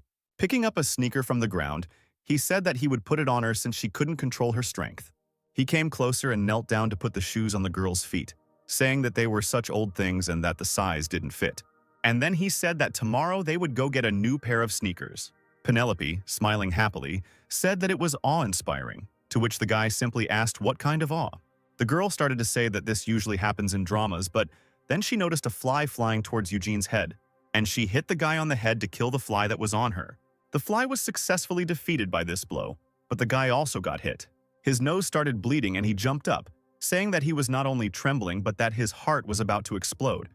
To which the girl replied that she would be more careful. As he continued tying the laces on her sneakers, he said that she had recently asked him why he did so much. And then he said that he did it because her story didn't seem foreign to him, his own parents had passed away, and it was hard. He only has to think about how everything could have changed if they had had reliable support. And sadness takes hold of his soul. And then Eugene said that perhaps he didn't look so reliable. After a short silence, Penelope said that he was also quite reliable. The boy raised his head and asked again, to which Penelope, with her nose in the air, replied that it was true, insofar as it applied to a person who asked a high school student for protection. Holding out her fist to him, she said that he must now take good care of her as her guardian. Smiling, he also extended his fist and said that he asked her to take care of him too. And then they lightly bumped fists. Then Eugene said that he wanted to say something, even if it didn't compare to her parents' love. And then he told her those cherished words, "I love you." Hearing this, Penelope laughed, asking what this was for now, and a message appeared stating that the awakened S-class Penelope had received the positive effect of the code word. However, Penelope's uncle came running, calling her loudly. He ran closer, exclaiming that he was so scared for her. And then, with a grin, he asked if it was true that she had awakened. And then he said that they say that the awakened ones make a lot of money, and it turns out that there is still one problem left. Coming closer, the man said that he was so worried when he lost her. And then he asked her again if it was true that she had awakened. Sighing, the girl replied that everything was so, she was an S-class. In response to this, the uncle exclaimed, "Then now they will have a mountain of money." But then the girl, turning to Eugene, said that she was leaving home. She had a contract with this guy. The irritated man asked her where she, a 16-year-old, was going.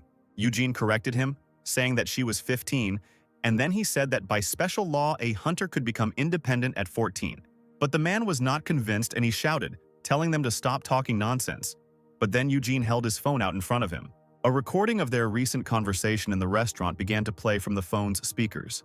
Eugene said he would also get hold of the CCTV footage, and then he said that it had become clear long ago that the man was a bad guardian. And recently, he had abandoned the child altogether, running away, the man screamed, trying to object.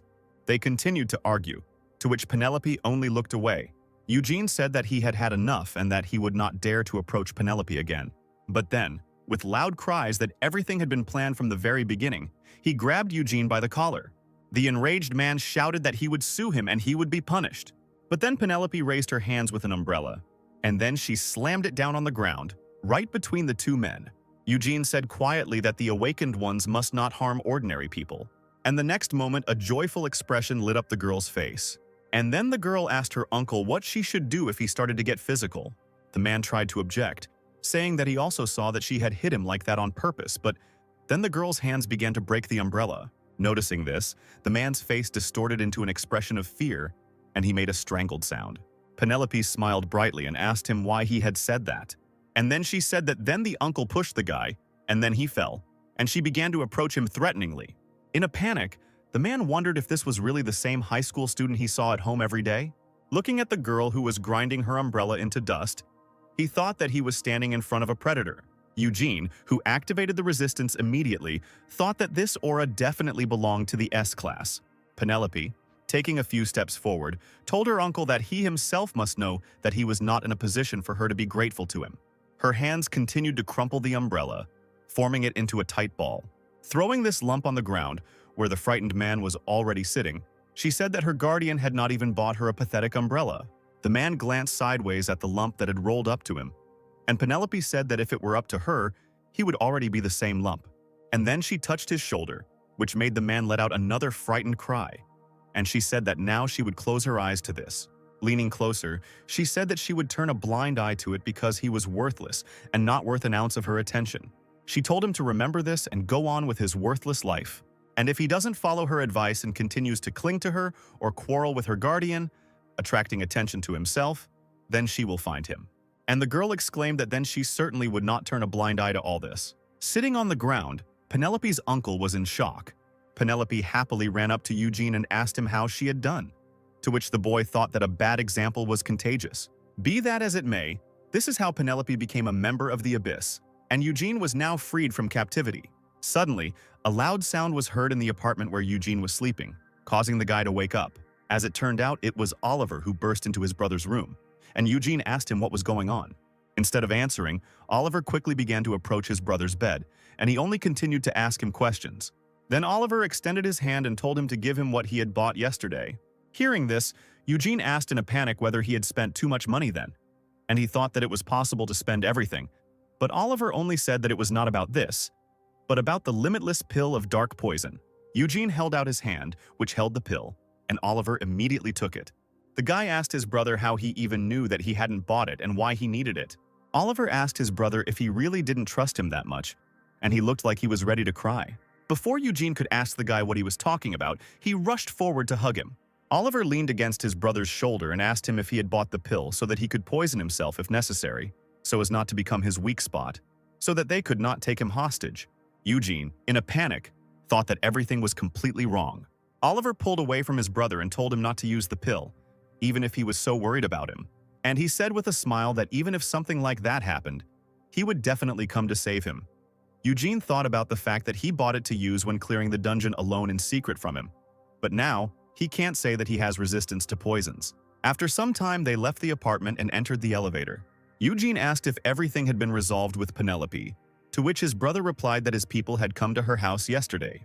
They checked this uncle's copy of the registration, and apparently he had embezzled and spent billions of Penelope's inheritance on his own business. In exchange for them not going to court, he wrote a receipt that he would not come near the girl again, so he would not interfere anymore because the issues were successfully settled and everything was secured with a small amount of money. Eugene asked if the girl had really agreed not to sue, to which Oliver replied that it was true. She said that she simply did not want to deal with him anymore. Eugene said that now that amount would seem rather ridiculous, and Oliver said that the girl had also slowly finished adapting to the abilities, and it looks like she spent all of last night in the training room. The guy, entering inside, said that the room can withstand even S-class power, so she can use it to her heart's content, but inside they found complete devastation. Part of the ceiling fell to the floor with a loud crash.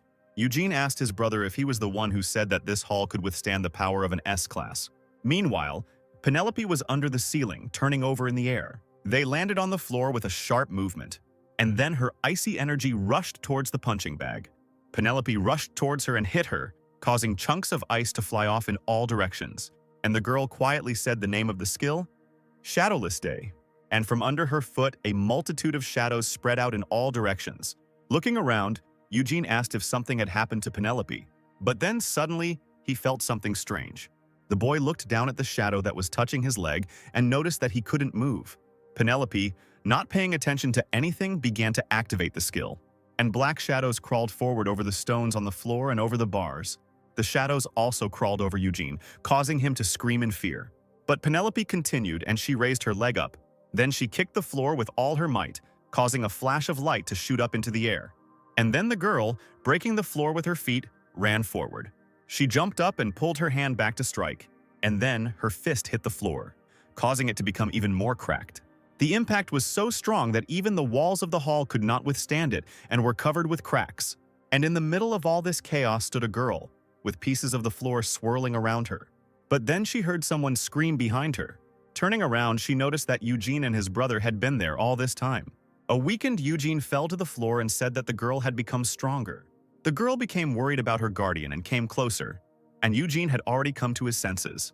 Looking forward, he noticed the girl who was worried about his condition. Her hair was cut short. Eugene didn't immediately recognize Penelope, and so he asked her who she was, to which she exclaimed that it was her, and had he really lost his memory, and the guy replied that she had changed beyond recognition. And then Oliver said that a stylist had worked on her. Smiling, Penelope said that in the abyss they had adjusted her image and told her that she would soon be joining the Hunters Association. And she said that it was necessary because she would soon be on air, so she needed to keep an eye on the picture. The girl said that she had already prepared the documents for registration that would need to be provided, and she was constantly adding something to them, while simultaneously sorting out the skills. And then she awkwardly noted that she hadn't noticed him enter, to which Eugene, who had already gotten to his feet, asked her what those skills were. The girl replied that the first was cold breath, a freezing skill that he had already seen. The other is the Hermes shoes, which allows one to hover and instantly move short distances. And Shadowless Day places a special buff on a large area. When used, the effectiveness of skills and attributes increases greatly, and it can also slow down the opponent by absorbing his shadow. Eugene asked the girl if this meant that she was becoming stronger by absorbing power from the environment, and then said that this was why the training hall had turned into ruins. But then Penelope said that there is another skill, and it is body whiteness, which allows you to read information from a corpse. Eugene remarked that it was quite creepy, and the girl said in disappointment that it should have been an attack skill. While filling out the paperwork, Eugene said that they would hide the body whiteness for now, since it was not necessary to reveal all the skills when registering. And then he started talking about what else should have been hidden about the girl's skills. Hearing this, Penelope looked away, blushing a little. And then she approached the guy and said that he understood it so well, to which he replied that it was all nonsense and asked her if she had figured out how to control the force. But then Oliver stepped between his brother and the girl, saying that his brother was so knowledgeable because he had gone into all the details for him. And then he told the girl to keep her distance. And they started arguing again. Penelope asked him why he was interfering again, to which he only replied that he was only helping with explanations. Eugene scratched his face awkwardly, wondering if this could be allowed to happen. After some time, a large crowd of reporters and journalists gathered in front of the Hunters registration building. Penelope stepped out of the car and all attention immediately turned to her. Meanwhile, two people stood behind the pillar, watching all this. As it turned out, it was Eugene who said that his Penelope was doing so well. Steven said that instead of acting like that, he should have gone with her, since Penelope was upset that he didn't go with her. To which Eugene replied that he had a lot of bad memories of crowded places. Taking off the mask from his face, he said that even resentment has its end. And then he said that now that the girl was destined for wealth and fame, he would probably fade into the background. And the man just looked at the guy without saying anything. Eugene was glad that Penelope was okay, but the differences were too big, and there was no trace left of that cold and arrogant ice witch from the future. Now, in her place, there is a high school student hunter with a confident smile. And the dungeon breakthrough that happened a few days ago didn't happen initially either. And Eugene wondered if everything would be okay if the future was changing so much. The guy shook his head and thought that it didn't matter. Everything was fine. That it was fine. He peered out from behind the pole, thinking that now he needed to look around to find promising newcomers. The guy began to scan the crowd with his skill, but only low classes caught his eye. Eugene thought that it was unlikely that he would find another S-class so easily. But suddenly, noticing something, Eugene jumped up and ran somewhere. The guy thought that nothing was impossible, because it all started with him going back in time to save his brother. Noticing some guy in the crowd, Eugene thought that since he was able to change everything for the better for Oliver and Penelope, then perhaps this is exactly what his skill was given for. And, running up to the guy, he grabbed him by the wrist. Eugene thought that it was precisely in order to make another unlimited diamond shine that his skill was given to him. The awakened Magnus turned around and asked the guy who he was. He was an F-class and had no potential to awaken, but he had access to the initial skill to learn the SS class. Eugene began to greet the guy, feigning joy, saying that they hadn't seen each other for so long and couldn't he remember him. Scratching his neck awkwardly, Magnus said that he really didn't remember him. Smiling, Eugene replied that everything was fine, since they hadn't seen each other for a long time, and he himself was thinking that he didn't even know him. And then he opened his eyes again, using the skill, and he immediately noticed the guy's SS-class skill, Golden Forge Master. From the name alone, it is clear that this is a special skill related to the production of equipment, and also an SS class. And even after 5 years, no such awakenings were found. Eugene thought that if he could acquire this skill, he could build himself a bed out of bags of money from all over the world. And all this through this man who looks like a weakling, depressed by life's difficulties. Eugene came closer, asking if he had awakened too. And Magnus said that he had, although he was an F-class, They gave a $1,000,001 subsidy for registration. Eugene said that he also awakened as an F class, and he asked him if he would go with him to receive basic training. Magnus sighed and replied that he only came for the money. Basic training had to be paid for, and no one wanted F class with him. And then Eugene grabbed the guy by the hands. And then with a beaming smile, he said that he could get it with him in his guild. Eugene started to say that he could organize everything for free, but then Steven pulled him back, saying that only members of the guild could receive training for newbies. They began to argue, and then Magnus noticed that it was Steven from the Abyss. And then he asked Eugene in an uncertain voice if they really knew each other and how it happened. In response to this, Eugene beamed and said that the head of the Abyss was actually his younger brother. Magnus turned away, noticing that the guy suddenly began to blind him, to which he replied that it was all an aura of power. And then he said that he would put in a good word for him, so they should go study together, and he would even lend him his equipment. Magnus said that he couldn't even remember him, because he could accept something like that. And Eugene took his hand again. And he told the guy not to worry about it, just to agree. And he wants to take care of him because Magnus is a good man. Smiling, Eugene said that he really deserved to be treated like that. Looking at the boy's face, Magnus hesitantly repeated the words that he really deserved this. And then his eyes filled with tears. Falling to the ground, Magnus burst into tears, sobbing loudly. And Eugene immediately asked what was wrong. After some time, hot tea poured from the machine into the glass. Eugene handed the glass to Magnus, saying that it would be better to order some expensive coffee, to which Magnus replied that this was enough for him. Eugene asked the guy if he had calmed down, to which he said with a weak smile on his face that he had calmed down. Wiping away the remaining tears, he apologized and said that it had been too long since he had heard such words. And Eugene noticed that it seemed like it was hard for him. Magnus said that as a child he had a talent for working with his hands, and even won many prizes. But as an adult, this was of no use. Everyone just kept telling me to stop messing around and get down to studying. And then he hit rock bottom. Because he was a complete zero in his studies, his grades at university were terrible, he couldn't find a job, and there were also family circumstances. At some point, he found himself in such a deplorable state and with a lot of debts. He quietly said that he had become an outsider with nowhere to go. After a short silence, Eugene said that he understood him perfectly, and he thought that even after the world changed, everything remained the same. People are literally divided into classes. Only combat and healing skills are welcome. If you are none of these, you are F class among both hunters and the rest of society. What could have happened to Magnus under the original scenario? Eugene squeezed his knee and thought that everything was different now, because now he was going to change everything. And then he jumped up from the bench and shouted that it was time for them to act. And then he told Magnus with a smile that they didn't need to be discouraged, because they lived in a world where it was hard to survive alone. Pointing somewhere into the sky, Eugene took the boy by the shoulder and told him to raise his head with confidence. Otherwise, he would remain depressed and would have to spend money on spinal treatment. And then he raised his hands and cried out that he loves himself, he is great, and others simply do not understand. And then he turned around to tell Magnus that they needed to think like this. And then he told the guy that he loved him too. Magnus looked at Eugene, his cheeks slightly flushed. A message appeared that the awakened Magnus received a beneficial effect from the code word. Eugene thought everything would go well. But Spencer, the head of the Abyss's Human Resources Department, said it couldn't. Eugene, hearing this, made a disappointed, strangled sound. And then he said that they only had to give in once. Spencer folded his hands in front of him and said that giving in and sending the man to training was the same as vouching for him. Rumors will spread that such a privilege is given to anyone and everyone. These words hurt Magnus. Eugene picked up the weakened guy and irritably shouted that it was wrong to say that. To which the man replied that they could say that somewhere, that's all he meant. Eugene began to beg again, saying that Magnus was a good man. Taking off his glasses, the man said that he knew that he had remarkable insight, and that finding Penelope was already an achievement.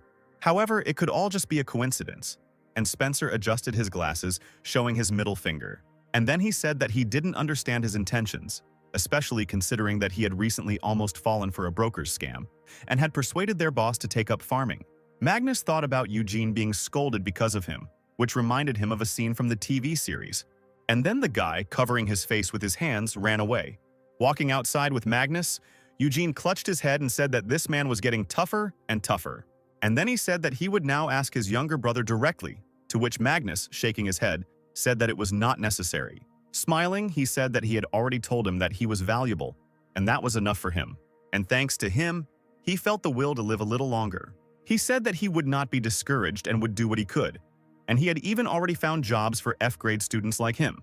And then a black car started driving up to them. Magnus and Eugene approached the car. A moment later, someone's strong hand opened the car door, calling Magnus. There were some bandits inside, and one of them said that it was time for the guy to pay back his debt. And Magnus, smiling, told Eugene that he would contact him again. Eugene thought that all this looked wildly dangerous.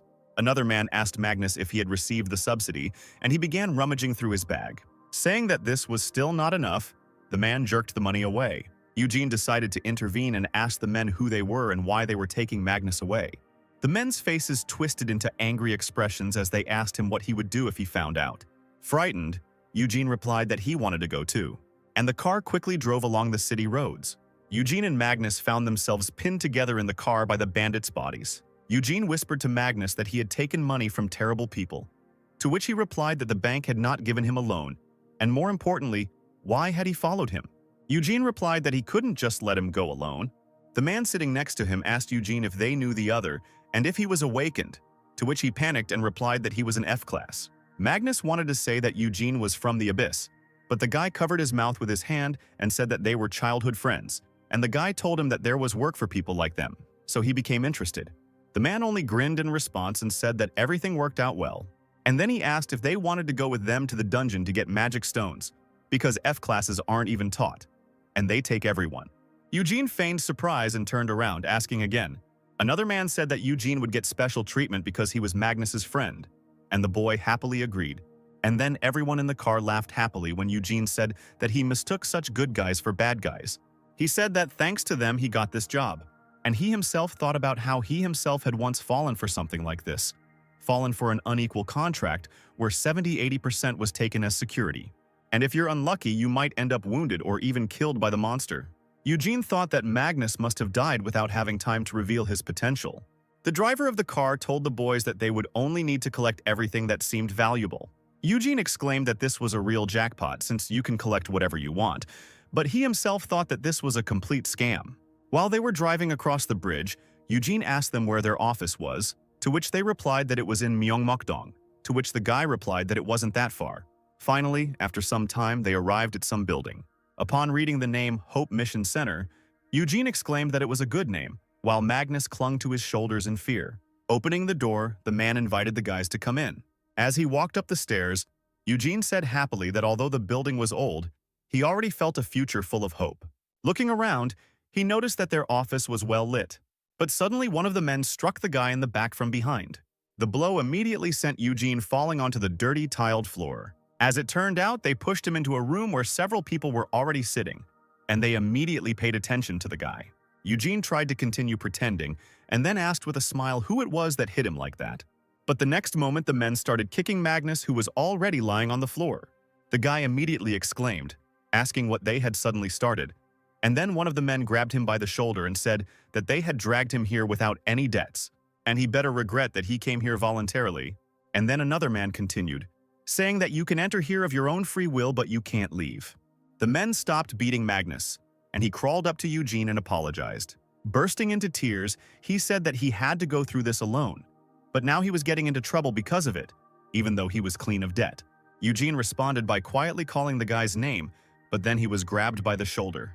A strong hand lifted him from the floor and sat him down on the sofa, and the man said that it was high time to sign the contract. And then they shoved the contract in his face and ordered him to put his fingerprint on it. The man, who was apparently in charge, said that after deducting the commission, his profit would be 20%, and since he had no debts, he would make a lot of money. He said that this contract was specially created by the Awakened. Breaking it blatantly would inflict a D-class curse, so he couldn't even think of escaping after breaking it. Meanwhile, Magnus continued to burst into tears when the men took his hand and already put the seal. Eugene said he had one request, to which the chief replied that even if he started begging, it wouldn't work. After a slight hesitation, Eugene asked if he could compare the contracts. And then he said that it would be a shame if he had the same conditions as Magnus, since he had no debts. And then the men laughed heartily, exclaiming that they had come across a meticulous fellow. The chief said that it was right, because one must live thinking first of oneself, and he handed Magnus's contract to Eugene. Taking the slightly glowing contract into his hands, Eugene began to examine it carefully. He noted that Magnus would indeed not be able to receive more than 10%, to which the man replied that the other 10% would go towards paying off his debt. And then, Eugene said that this was indeed a natural slave contract. After asking if they dared to keep Magnus as a laborer, Eugene easily tore the piece of paper in half. The men were somewhat taken aback by how easily the guy tore up the contract. A message has appeared stating that due to the contract being terminated, a D-class debuff curse will be activated. Eugene leaned on the back of the sofa to stand up, as a message immediately appeared stating that the debuff curse had been removed by curse resistance. Then Eugene swung his legs sharply, kicking the lead bandit in the face. The men called their leader with concern. Eugene grabbed the man by the hair, and he exclaimed that this bastard was not an F-class. But before he could say anything else, Eugene slammed his face into the table. The blow caused cracks to appear on the table, and the man lost consciousness. Eugene said that he was actually an F-class, but with better equipment. The other men grabbed whatever they could to attack the boy. They cried out in fury that today the man would die here and now. But Eugene pulled out his phone, and the men said it was too late to call the police. But it turned out that Eugene had not called the police, but his brother's assistant, Steven. And at that very second, the man burst inside, pushing open the locked iron doors with his bare hands. The bandits clearly didn't expect anyone else to come here. And before they had time to react, Steven had already raised his hand to strike. One of the bandits began to defend himself with an iron stick, shouting that it turned out that Eugene had accomplices. And then Steven's big fist landed square on the man's chest, knocking his glasses off his face and causing his mouth to open wide. The blow was so strong that the man's body flew to the side like a rag doll. And then, amid the anxious cries of the other bandits, the man's body fell heavily to the floor. Turning around, Steven told Eugene that he had come to pick him up. And then he began to strike at the rest of the bandits while Eugene approached Magnus. Eugene explained that all this time he had been diligently distracting the men's attention. But in fact, from the moment they got into the car, he secretly pressed the call button. This was enough for Steven to understand the situation, and he was also able to describe in detail where they were, so it was easy for him to find them. Meanwhile, Steven, pulling his hand back, hit the man in the face who wanted to attack him from behind. And then he struck another man who was running up from the side. The bandit fell to the floor next to his comrade, who was lying unconscious and rubbing the bruised area. But suddenly the man pulled a knife from the hem of his pants, and then he jumped up to stab Steven, screaming that he would kill him if he didn't stop. Noticing this, Magnus decided to call out to Steven to warn him. However, it was too late, and the man's knife had already reached Steven's chest. But then beads of cold sweat ran down the bandit's face as he began to look at the man's chest in panic. As it turned out, the knife only cut the fabric of the shirt, but did not touch the body at all. Holding his hand out in front of his head, folded to make a snap, Steven replied that he should have chosen a weapon worthy of A-class. And then, with a sharp movement of his finger, he sent the man flying, causing him to bend almost in half. Having lost his balance, the bandit began to fall to the floor. His comrade immediately ran up to him, and the other suddenly recognized Steven. The bandit noticed that Steven from the abyss was standing in front of them, and Steven himself, sighing, looked at his ruined shirt. The man turned his menacing gaze to the bandits and ordered them to kneel. And after a few seconds, all the bandits gathered in one place and silently stood on their knees. Steven asked Magnus if he was wounded. Looking back, the man asked Eugene, who was sorting through some papers, what to do with them. To which the guy replied that he needed to think about it, because an eye for an eye, a tooth for a tooth. And then the guy pulled out a contract from somewhere that glowed with a golden light. Dropping to the floor, Eugene handed the contract to the bandit leader and told him to sign the S-class contract. The man took the contract and began to examine it, and then he shouted that a 10% profit and a 50-year contract was a complete scam. Eugene simply responded to this by saying that this is a super part-time job, where it is enough to simply collect everything that can bring in money. There was a murmur of cries among the other bandits, and the leader said that it was the same as if he had sent them to their deaths. The man wanted to say something else, but then another paper flew into his face. As it turned out, Eugene began to scatter some contacts around the man. The leader took the piece of paper in confusion, and Eugene said that he found it in the drawer. He said that all these are contracts of F ranks they brought, and there are more than 30 of them. Eugene asked how many of them were left unharmed, to which the man said it didn't matter, since they had volunteered, and a good half of them were already dead. But before he could finish his sentence, Eugene kicked him in the face. The man sank to the floor miserably, clutching his cheek, and Eugene called him trash. And then he asked him whether he really thought that since these people were F-classes, it didn't matter even if they died. If you push them with promises to take them to the dungeon, many will agree, and then it's enough to push them there like some kind of cheap, consumable. Eugene exclaimed that it didn't matter what level these people were.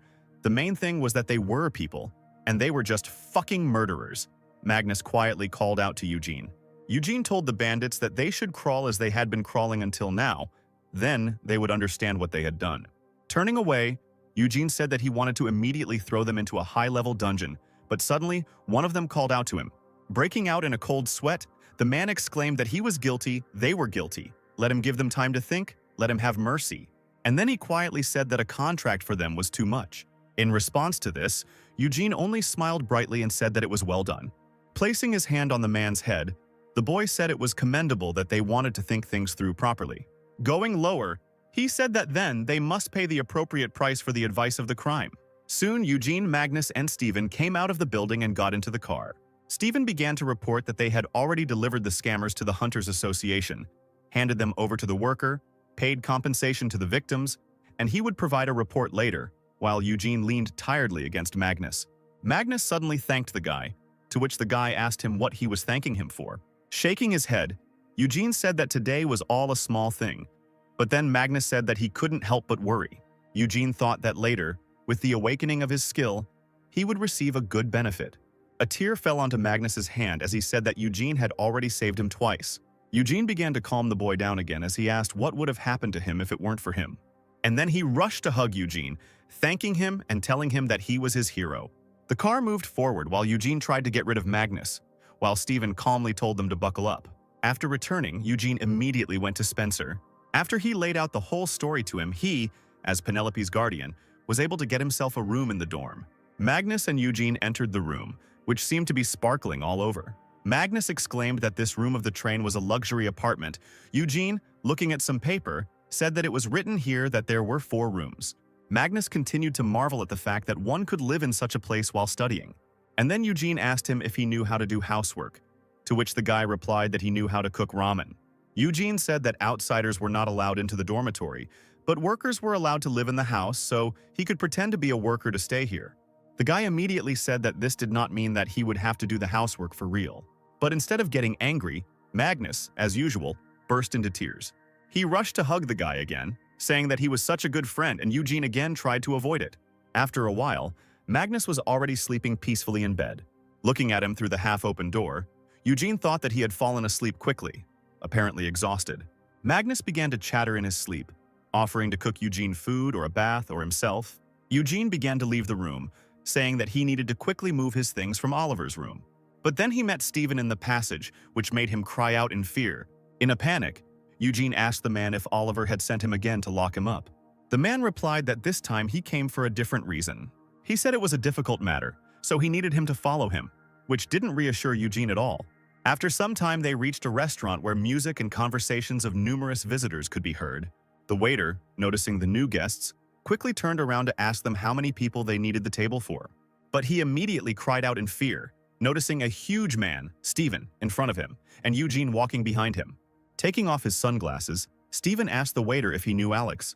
The waiter immediately bowed low, saying that he had received a call, and then offered to take them somewhere quieter. Visitors began to whisper that the man had apparently come to collect money. A few minutes later, the most popular items on the menu appeared on the table. There were also several bottles of alcohol on the table. The waiter bowed low and exclaimed that they could call him if they needed anything else. Looking around, Eugene wondered why Stephen had brought him here because it looked youthful. Stephen said that the place was recommended to him by the void hunter Alex, who was about the same age as Eugene, and said that the place was popular. Stephen stared at Eugene and told him to relax and have a comfortable time. However, Eugene couldn't do this even if he wanted to. Having started to open a bottle of alcohol, the guy asked why they had come here. But then Stephen took the bottle from the guy's hands, saying that he would pour it himself. Stephen began pouring alcohol into Eugene's glass, holding the bottle in both hands as a sign of respect. And he said he wanted to apologize before it was too late. The man said that all this time, he disliked him. He seemed to him a useless obstacle that only hindered the future head of the guild.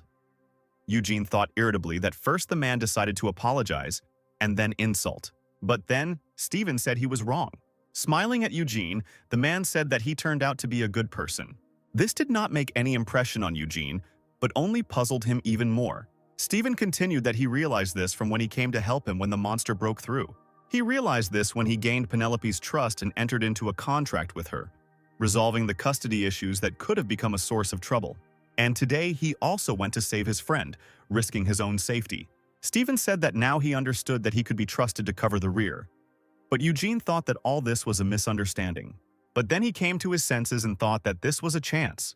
This is a great chance to strengthen your relationship and use a safe word. And then Eugene, with a joyful smile, clinked glasses of alcohol with the man, thinking that today he would definitely make him his protege. Stephen said the guy had handled things very well today, and he asked him if he had had some kind of secret plan for the awakening brokers a few days earlier. Eugene didn't hesitate and replied that that was indeed the case. He was investigating something. Stephen, putting food on his plate, said that this task was still too risky for F-class, to which Eugene replied that he went there assuming that Oliver would not leave it so easily. The guy said that his brother ended up grabbing him before there was any thought. His brother cared about him so much, to which Stephen said that it was natural, since he was his only relative. And then he said that he understood him perfectly, because he himself was in a similar situation. He then went on to explain that he too had grown up without parents, being raised by his grandparents, to which Eugene let out a sympathetic sigh. The man continued by saying that when he grew up, he would come to them every vacation to check on their well-being, and it was during the monster's advance that he awoke, while protecting his remaining family. Stephen said his grandparents died last year from illness, and the chief had been a great help to him since then, even hiring a foreign doctor who specialized in caring for the sick. Smiling, Stephen said that Oliver understood the value of family ties. Pouring another drink into Eugene's glass, the man told him to be understanding of his brother's concerns, to which Eugene replied that he would do so, and that it made him feel better to know that someone who understood his brother was his right hand. After clinking glasses again, the guy said that he would simply take care of him in the future. After a while, Stephen noticed that Eugene was a little more resistant to alcohol than he looked. Eugene replied that he had not yet drunk much, and besides, he had an embarrassing habit that appeared when he was drunk, and he thought that he would immediately prepare the conditions for himself to pronounce the code word, blaming it on the delirium of a drunk. But then, Stephen noticed that the guy had already drunk quite a bit, and Eugene looked in surprise at the many empty bottles on the table, and this left the guy perplexed. He thought about how he couldn't seem to get drunk because of his poison resistance skill. He clutched his head in desperation, thinking that he didn't want to say the code word sober, and Stephen asked what was wrong with him. Smiling again, Eugene replied, rising from under the table, that he was simply lost in thought. Meanwhile, he was trying to turn off his poison resistance skill, and the next second, having submitted to the pleas, the skill finally turned off. And then Eugene's glass, still filled with alcohol, flew down. The boy's face turned deeply red, and Stephen asked if he was okay. Eugene looked up reluctantly, his words coming out with difficulty. His gaze fell on him as he quietly muttered that everything went to his head at once, and then his head hit the table with a dull thud. The next morning, the sun was shining brightly through the windows of the dorm room. Eugene, who was lying on the bed, suddenly woke up. He stood up and grabbed his head, which was sore from a hangover. He muttered quietly that he didn't think the skill would just shut down. But then someone put a basin of water in front of him and said that he had brought water for washing. Eugene's face immediately froze. Looking in the direction the voice came from, Eugene saw Stephen standing in front of him. The guy jumped up on the bed, pushing the blanket away, and Stephen just calmly said that if he wanted to start training today, then he needed to get ready already. Eugene's head was immediately filled with various questions, such as why Stephen was here now. Looking at the status window, he saw that he was still able to make him his protege. Noticing the guy's confusion, the man asked him if he really didn't remember what happened last night. And then he thoughtfully noted that the guy seemed to have a hangover, and therefore, he needed to check if everything was okay. Eugene started screaming that he didn't want anything like that, but suddenly a straw and juice were shoved into his mouth. Still not understanding anything, the guy started drinking the juice, and Stephen said that it was Puraria juice. It helps with hangovers. And then he put his hands on the guy's legs, saying that if he pressed on this point, everything would quickly pass. Stephen offered Eugene a gold pot in case he couldn't get to the toilet. But Eugene, having come to his senses a little, waved him off and asked why he was behaving like that. In response to this, the man said that the guy really didn't remember anything. And then he began to talk about what happened last night. Deciding that Eugene had had too much to drink, Stephen immediately ran to him to get him up from his seat. But then the guy grabbed him by the wrist. Stephen, not understanding, called out to the guy, and he only addressed him politely. Eugene said that he had something important to tell him, so he should listen carefully. And then the guy with a burning gaze said the three cherished words, "I love you." Eugene began to ruffle his hair, saying that it was unfortunate that he was in this state, and that he himself did not want to do this in this state. And then he asked the man if he said that he loved him, to which Stephen replied that he did. Stephen stood there dumbfounded as Eugene staggered up from the table, saying that he should have told him he loved him. Stephen told Eugene that he had confessed his love to him like that about 30 more times, and Eugene immediately fell to his knees, begging for forgiveness. Smiling, the man said that everything was fine. He even liked it. Stephen began to recount the events of the previous night again, when, after this confession, he lifted the guy off the couch while he continued to confess. The man chuckled and asked if this was the embarrassing drinking habit he had spoken of. Closing his eyes, Eugene asked the man not to laugh because he was asking to be heard. And then he confessed his love to him again, to which Stephen only smiled. And the man remembered another person who had told him the same words. He remembered how one day, while carrying his grandfather, who was already drunk, young Stephen asked him why he needed to get so drunk. To which the grandfather replied that he could afford it because he had such a reliable grandson. Turning around, Grandpa smiled and told Stephen to never dwell on the words of some strangers who said that his parents abandoned him or something. After patting him on the head, he said that he was the best grandson for his grandfather. Stephen said that he had started to get rowdy again when drunk, but he still smiled. And so Stephen continued to carry his business back, while he confessed his love to him over and over again. Stephen told Eugene that for some reason when he looked at him, he remembered his grandfather. Eugene looked up in confusion and asked again. Sitting on the edge of the bed, Stephen replied that it was all true. Then the guy wondered if he really looked that old at 20, and shaking his head, Stephen replied that he himself thought it was strange. Smiling, he said that, of course, the guy was no grandfather, but still, he said that he had not felt such peace for a long time, as if he were next to his grandfather. Apparently, that's why he was constantly trying to give her something. And after that, the man promised that he wouldn't talk nonsense in front of others. And then he extended his hand to Eugene, asking him if he could then drop in sometimes to inquire about his well-being and visit him. Stephen said he wanted to make up for any remaining regrets he had with the man who raised him. Hearing this, Eugene wondered if this was the ideal teacher effect. Words of love awaken memories not of a friend or lover, but of the person who raised him, and impose on him the projection of this educator. In that case, Penelope and Magnus's good nature is understandable because they see Eugene as their tutor, just like ducklings.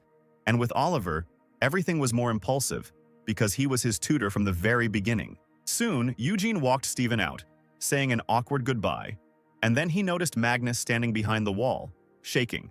Eugene went to the bathroom and Magnus clung to him, saying that he was so scared when Stephen showed up there so suddenly. Penelope burst in immediately, exclaiming that she had heard that Eugene had moved into the dorm and into the room next to hers. As it turned out, the door couldn't withstand the girl's blow, and now you were a huge hole, and Eugene said that she could knock at least sometimes.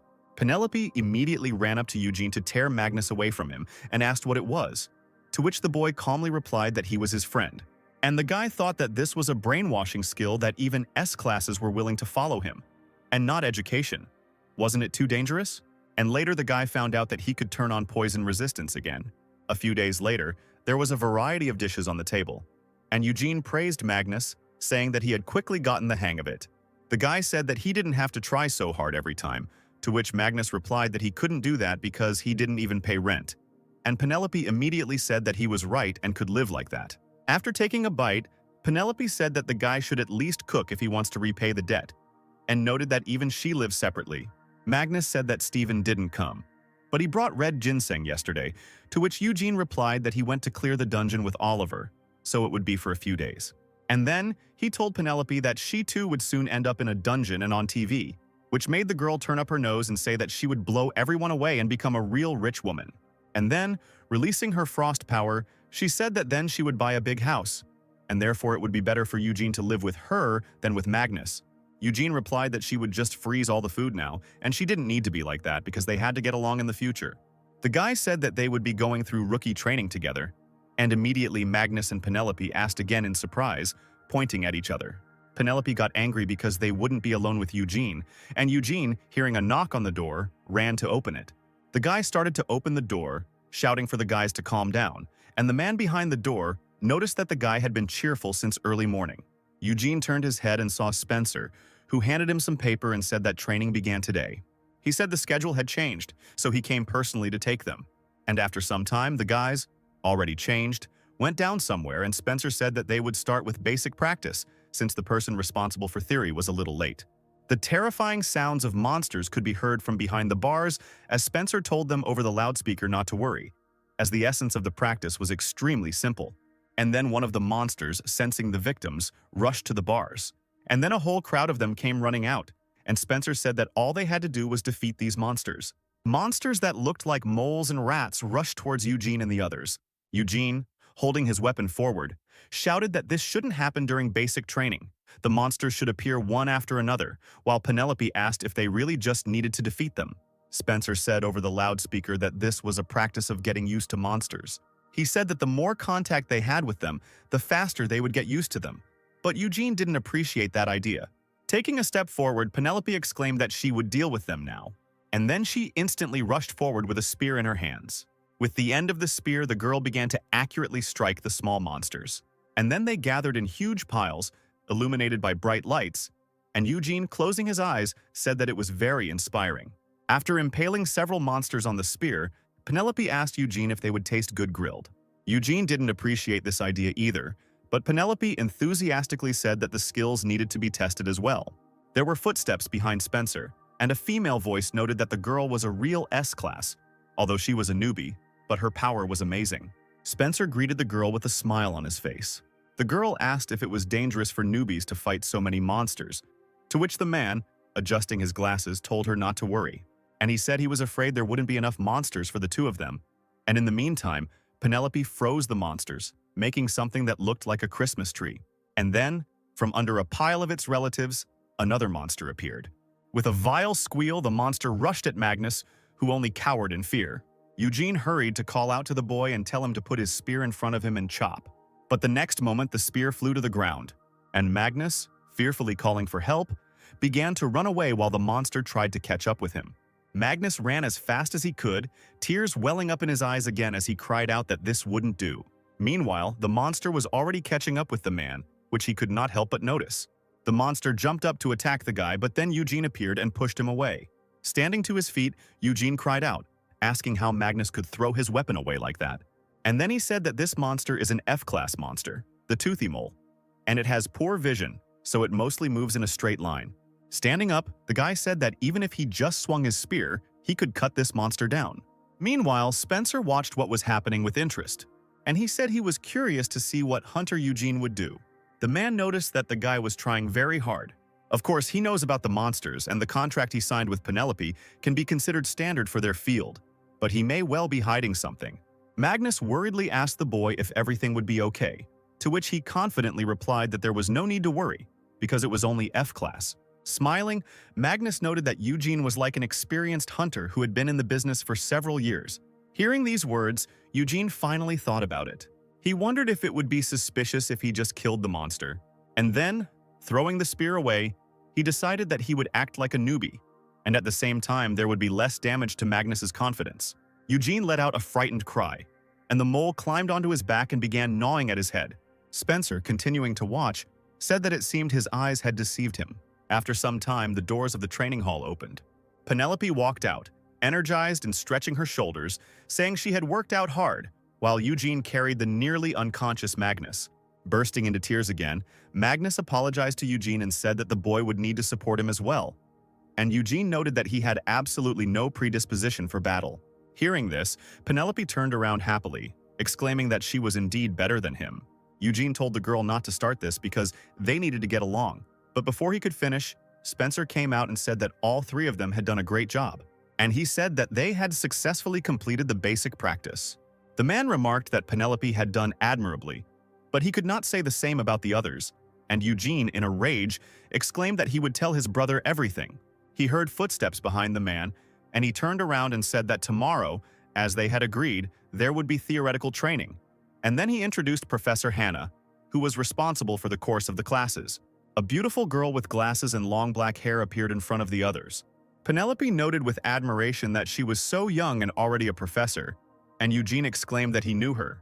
As it turns out, Hannah is an authority in the scientific circles of dungeon studies, a young genius who discovered a pattern in the appearance of dungeons after his trip to the United States. She became famous all over the world and was not nicknamed Dr. White, and Eugene addressed her as such. Leaning towards the guy, the girl said that she was not often called that. to which the guy replied that he was very interested in this area, and he himself wondered whether it was really not that well known yet. Hannah said that Eugene was indeed quite knowledgeable. She said that she had heard about him from the head of the personnel department. But before that, she wanted to say that she had heard about him from her uncle. And then Eugene snapped when the meaning of the words dawned on him.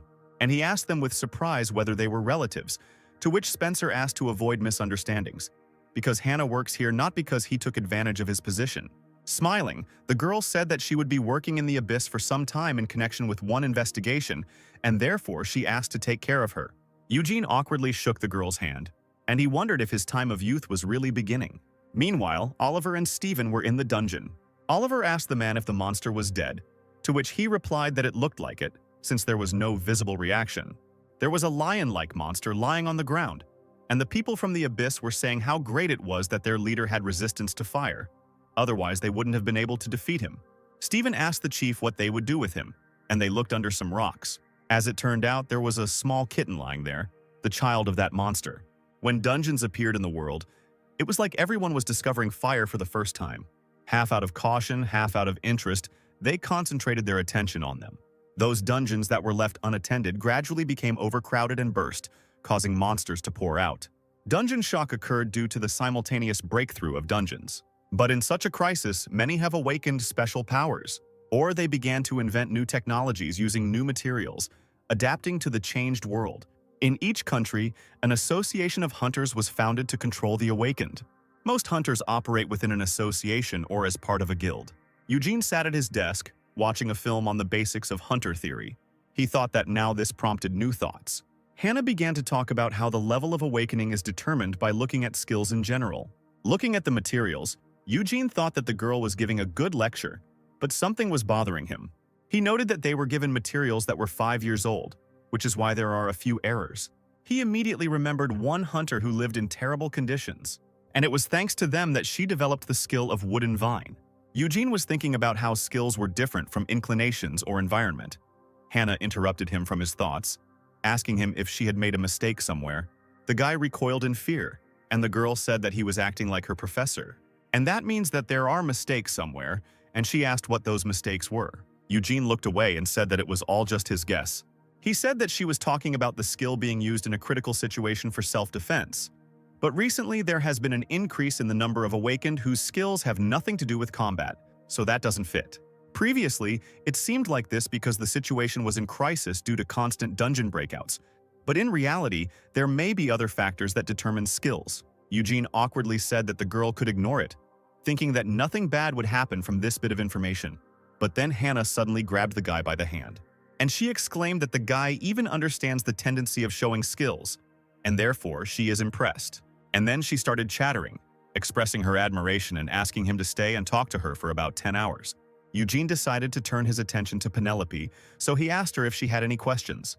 A little later, the girl asked how S-class people make money. Smiling, Hannah replied that this was also a very important question. And then she pulled out a red money gun from somewhere. And the girl began to throw money out of it, saying that S-class hunters can earn $10 million a year. Eugene was glad that he had managed to change the subject. And continuing to throw money around, Hannah said that such payment seemed unnatural, since in all countries, S-class hunters could be counted on the fingers of one hand. Besides fighting monsters in creepy high-level dungeons and protecting security, they get something else too. They also receive items that are simply incredible in value. Sometimes even living magical beasts are found, and one of these ended up at Oliver's house, and Eugene asked him if he had really caught him in an S-class dungeon. Oliver replied that it was a horned lion cub, and he thought he could tame it and use it as a riding animal. Eugene noticed that the cub had one horn, scarlet fur, and a fox-like tail. It was a feat of unicorns, a Class 2 fiery horned lion with high characteristics and powerful fire skills. The horned lion is a dangerous magical beast that is difficult to deal with even for S-classes. And right now, the baby of this beast was in Oliver's apartment and standing on his closet. Eugene asked his brother if there were any hunters who specialized in taming, to which he replied that there were, and that he had already tried all the basic techniques. He even got hold of the owner's token, but said that even that would not be enough. Oliver placed the stone in front of him and ordered the beast to descend. For a moment, the cub froze and growled softly, and then he jumped down with a loud meow. Oliver rushed to shield his brother from the impending threat. He stretched out his hand and released his dark flame from his palm. However, the fire beast was not harmed by such attacks, and he only broke through it with a sparkling gaze. The beast swung its paw and struck Oliver in the face, causing him to recoil. After some time, Oliver, all scratched and battered, was finally able to grab the beast. The irritated boy grabbed the cat by the scruff of the neck, threw him into the garden, and said that he needed to be locked in there. The beast, still wary but dexterous, pushed off from the tree branches and sat down there, and Oliver noted its incredible ferocity. Pressing himself against the glass, Eugene asked if everything would be okay since he was acting like this, even with the sign. Looking at his tattered clothes, Oliver said that he hadn't had much hope for it anyway, and so he should get rid of it. To which Eugene asked him if by get rid of it he meant putting it up for auction. Oliver replied that it would be easier to kill and be done with it. Otherwise, someone else would have problems. And the guy thought that it seemed like nothing could be done. He thought that it was a pity, because this animal would be ideal for Oliver if it could be tamed, because for another 5 years no one would be able to tame it. And suddenly, he saw a message that this object was in a state of incomplete imposition of the effect from the code word.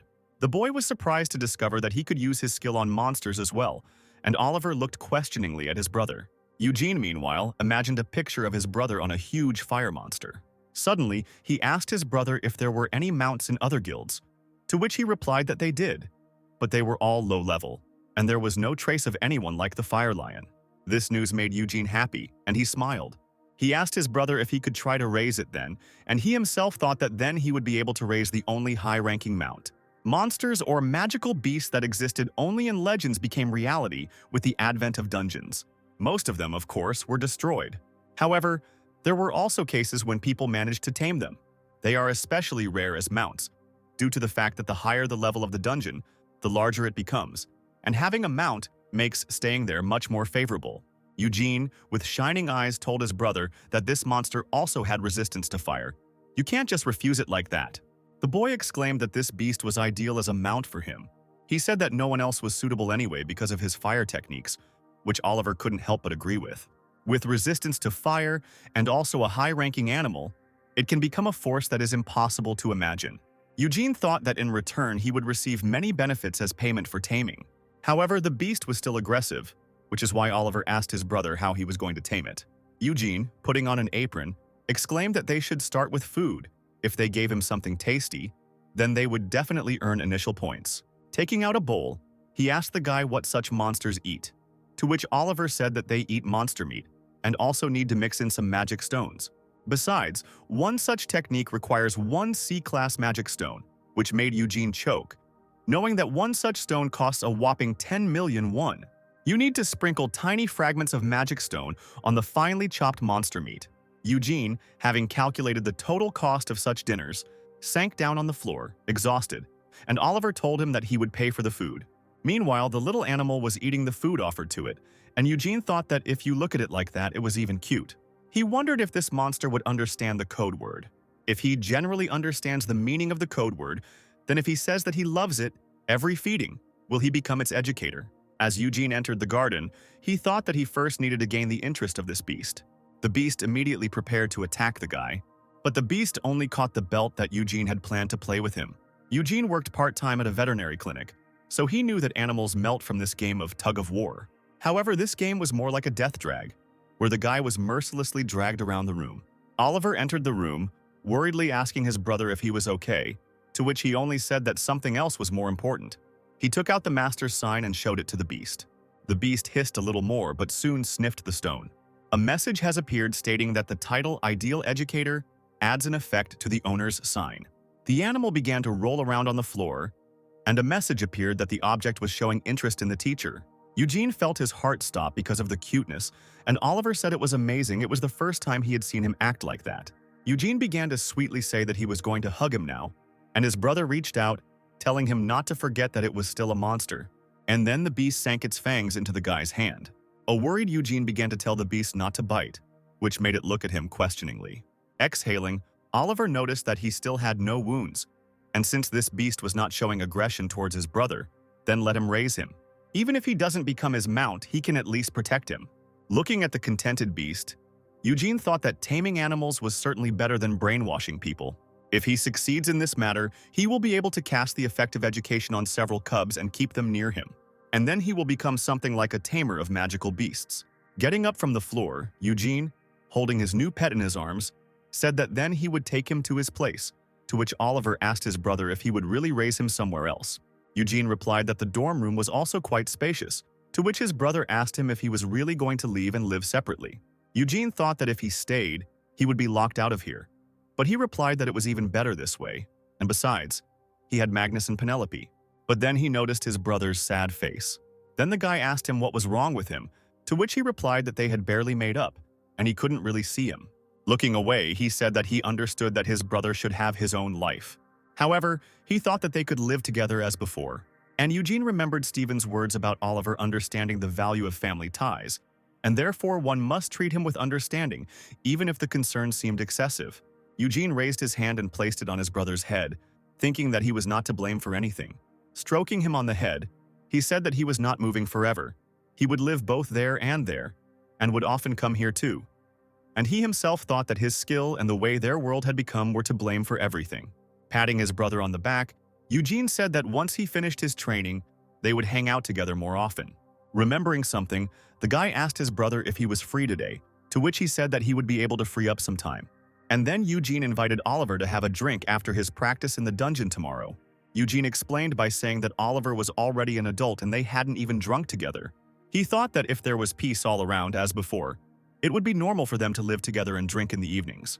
Smiling, Oliver agreed and said he was looking forward to it. Finally, Eugene remembered that he needed to name his new pet, and Oliver asked him what he wanted to call him.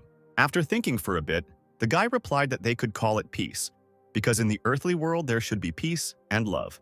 And he thought that there was nothing strange about this, because they were not long ago reunited brothers, and brothers should spend a lot of time together. The next day, a crowd of people gathered in front of the entrance to the dungeon. Eugene watched all this with a stunned face. Oliver stood next to him, beaming with his smile. Penelope said it was crazy and asked what it was. Pointing her finger at Oliver, she exclaimed, asking why the guild leader was coming with them, to which he replied that he was looking forward to today. Looking at his brother, he asked him to take care of him today.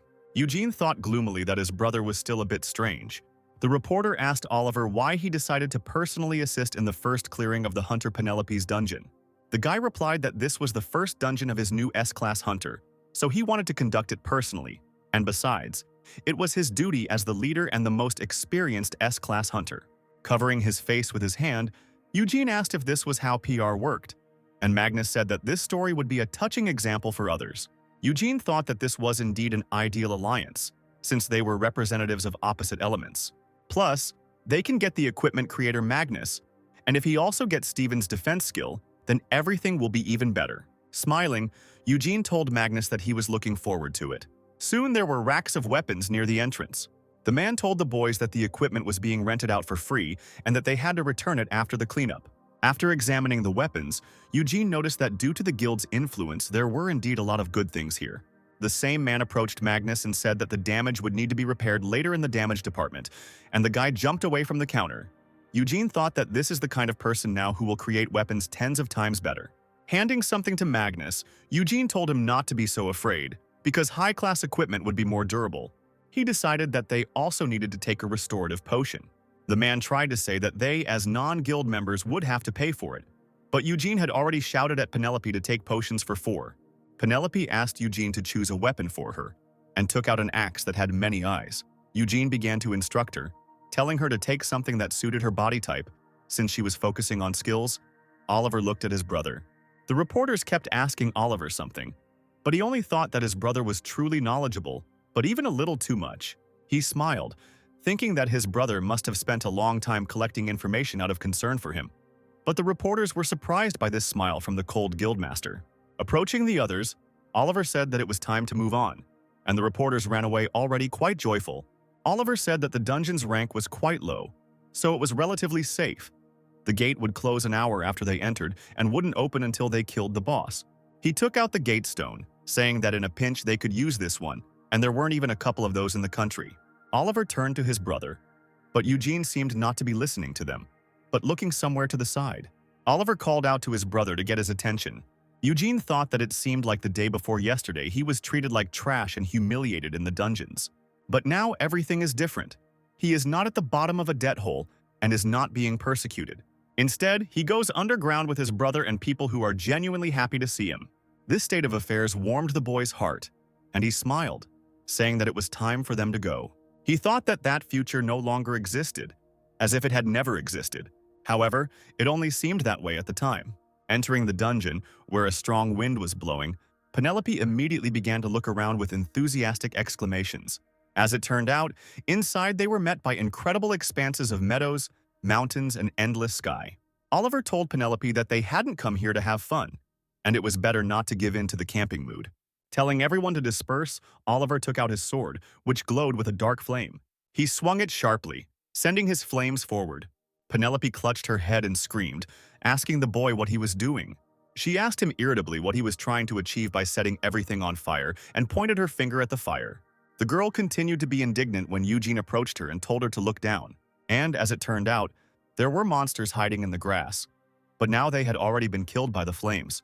Oliver said that the first thing to do when entering a dungeon is to ensure safety, because from the outside it is impossible to assess the situation and find out where the monsters are, so the strongest hunter in the squad takes charge of this. Turning to the girl, he asked her if they hadn't been taught this in theory lessons. Embarrassed, Penelope scratched her head, saying that of course they were taught this. It's just that she doesn't have the skills to attack in an area. That's why she didn't do anything. Eugene told her that over time she developed such a skill with increasing levels.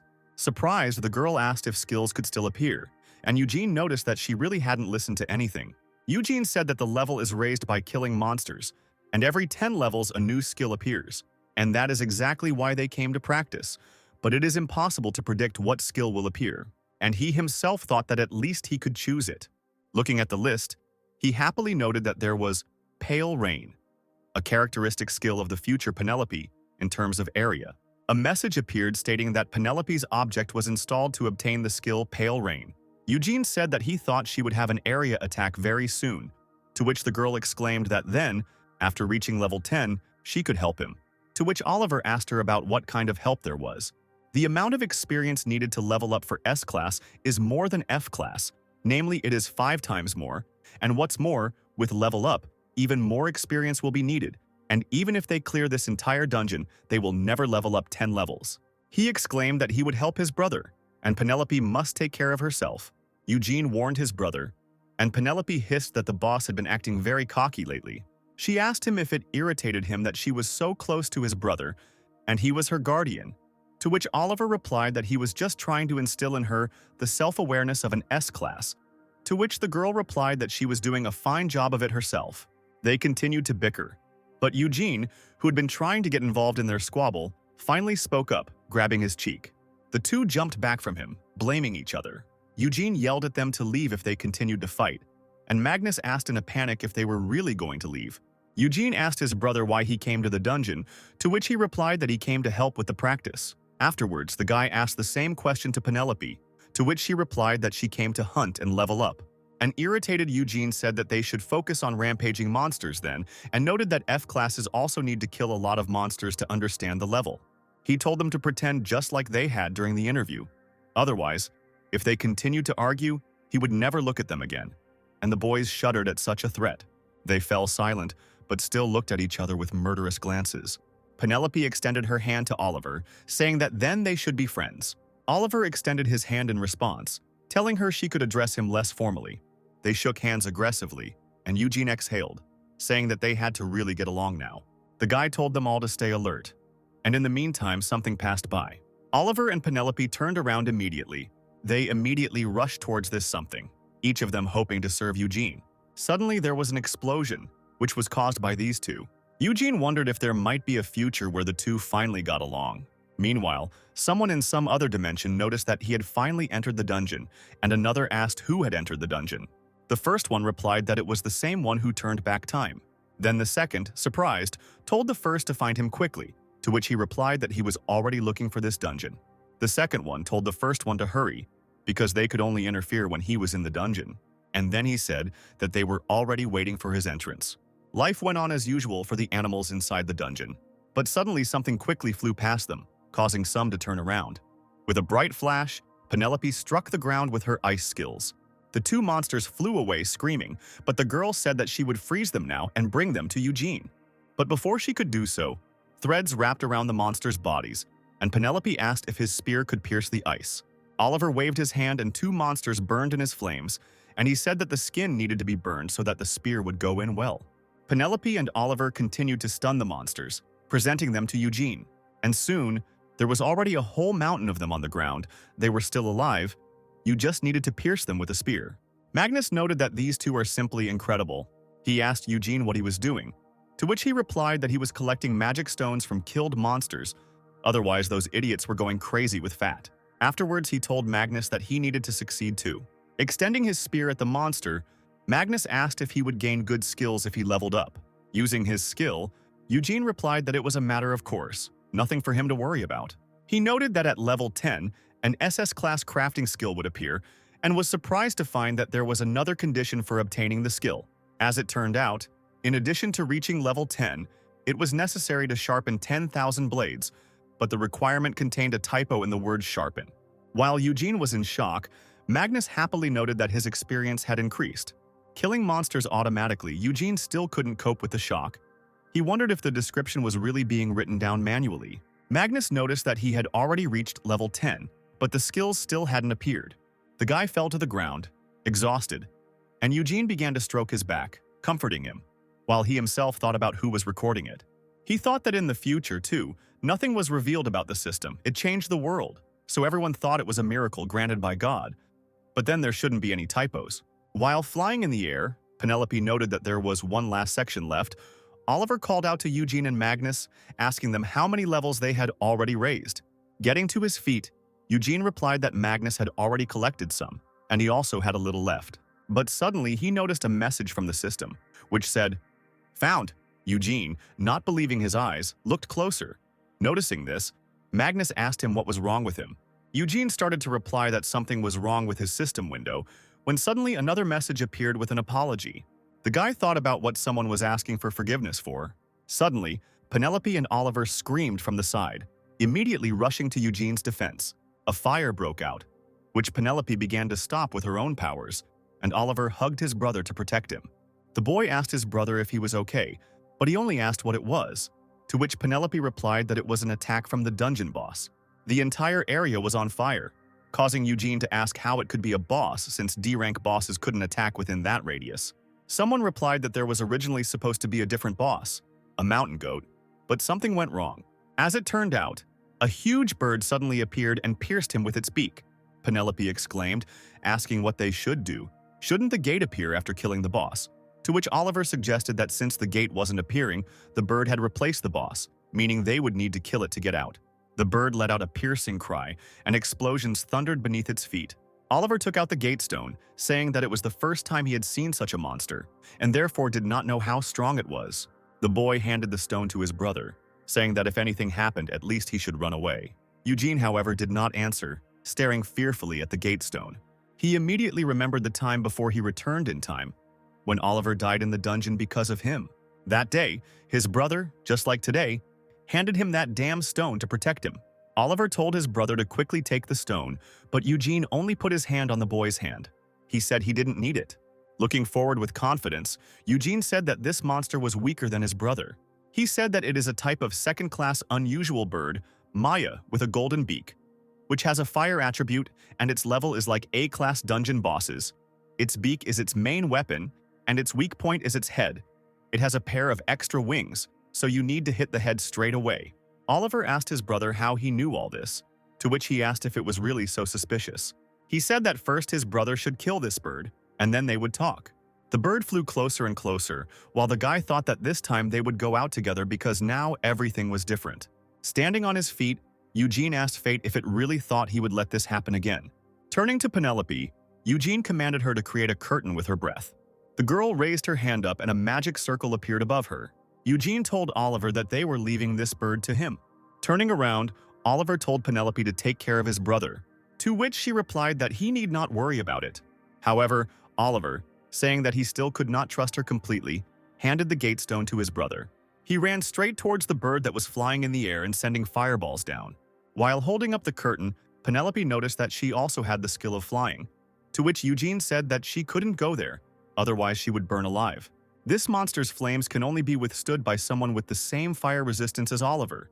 And while he doesn't have flight skills, he does have something similar. Finally, the bird noticed Oliver approaching her and turned her head with a cry. Below, she immediately saw a small figure of a man. Without thinking twice, the bird struck the ground with its beak, right at the place where Oliver was standing, but he managed to jump back. Noticing that the monster had descended, Oliver, sliding along the ground, decided to strike. Swinging his sword, the boy ran along the bird's body, cutting off its wings. Magnus exclaimed in admiration, and Eugene asked why he was aiming at the wings. And the very next moment, when Eugene remembered that he had told him that he had extra ones, the monster grew new wings. Flapping its new wings, the bird quickly flew into the air. Opening her beak, she began to release fire from it. Oliver raised his hand to shield himself from the fire that kept flying towards him. Eugene wondered why his brother was doing nothing but standing on the ground, when he could have killed the bird in an instant if he had climbed up and hit it in the head. He wondered if his brother didn't yet have the willow leaf skill that could be used instead of the flight skill. But suddenly the bird changed its course of attention again and turned its head.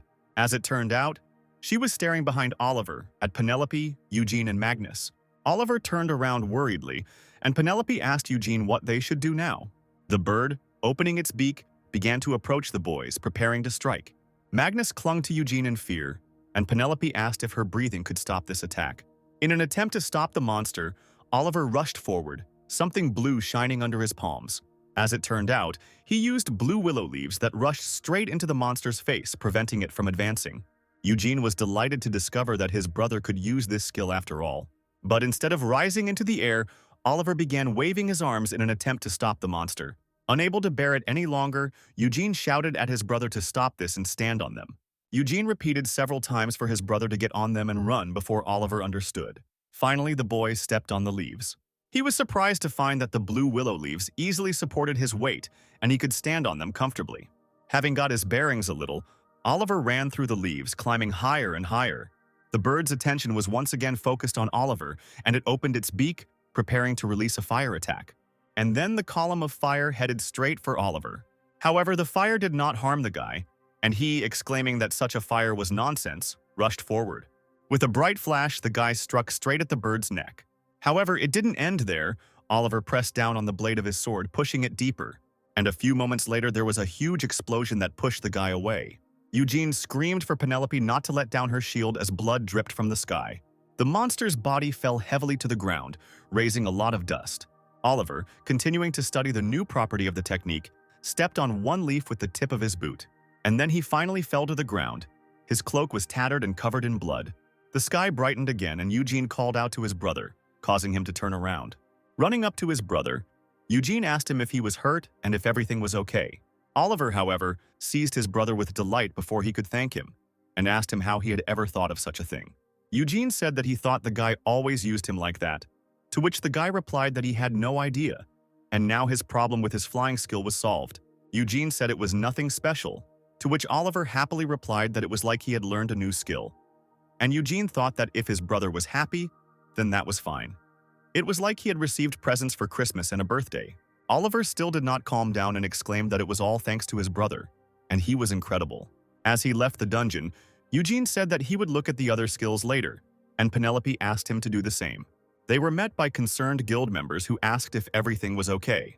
They exclaimed that they were worried because the dungeon level had changed so abruptly, to which Oliver said that an A-rank boss had suddenly appeared there.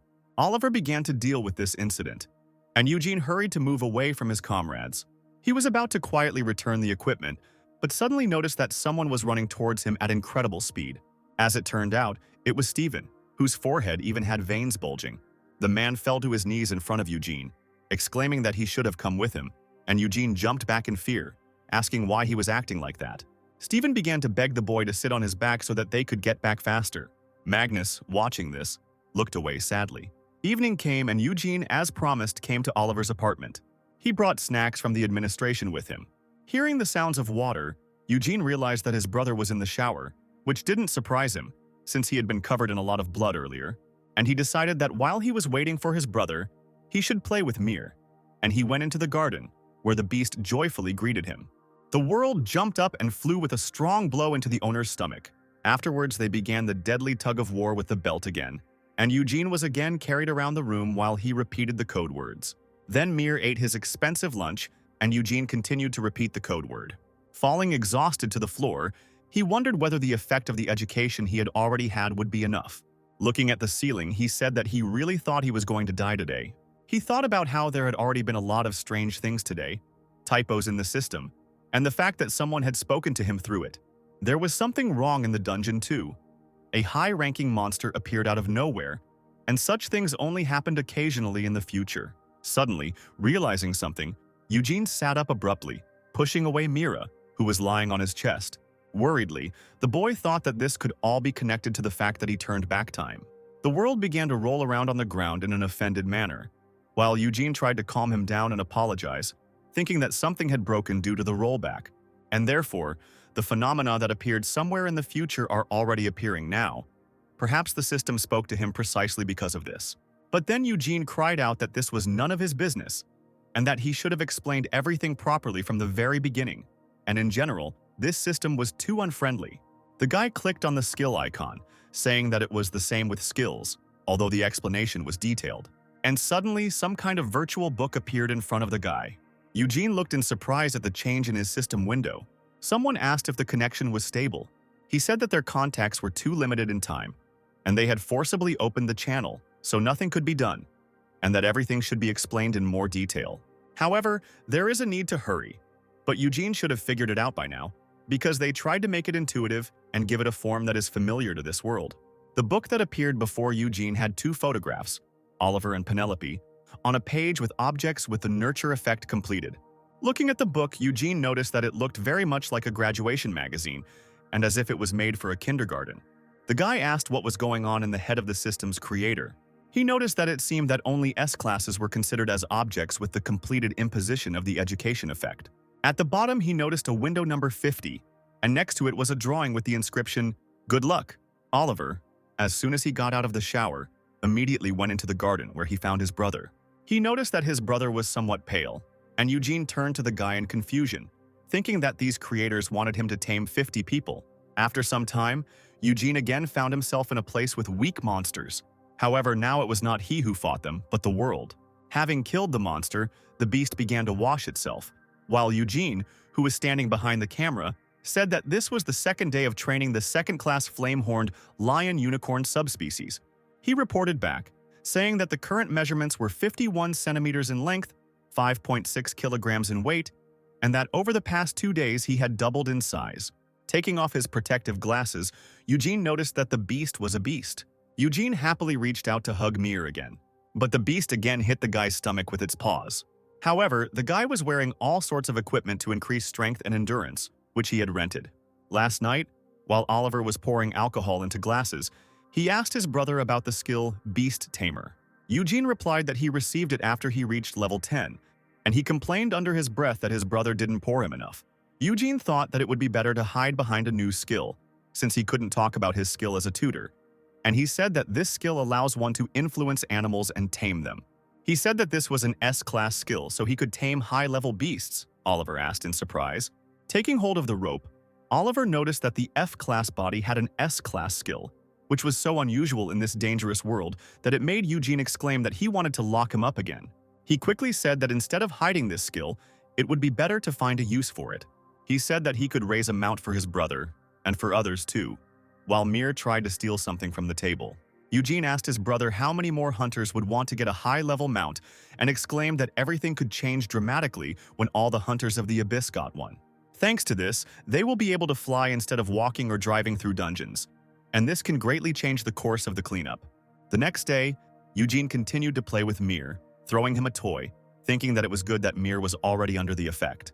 They continued training, and Eugene thought that since the system wanted him to raise 50 S ranks, it would be better for him not to brainwash people.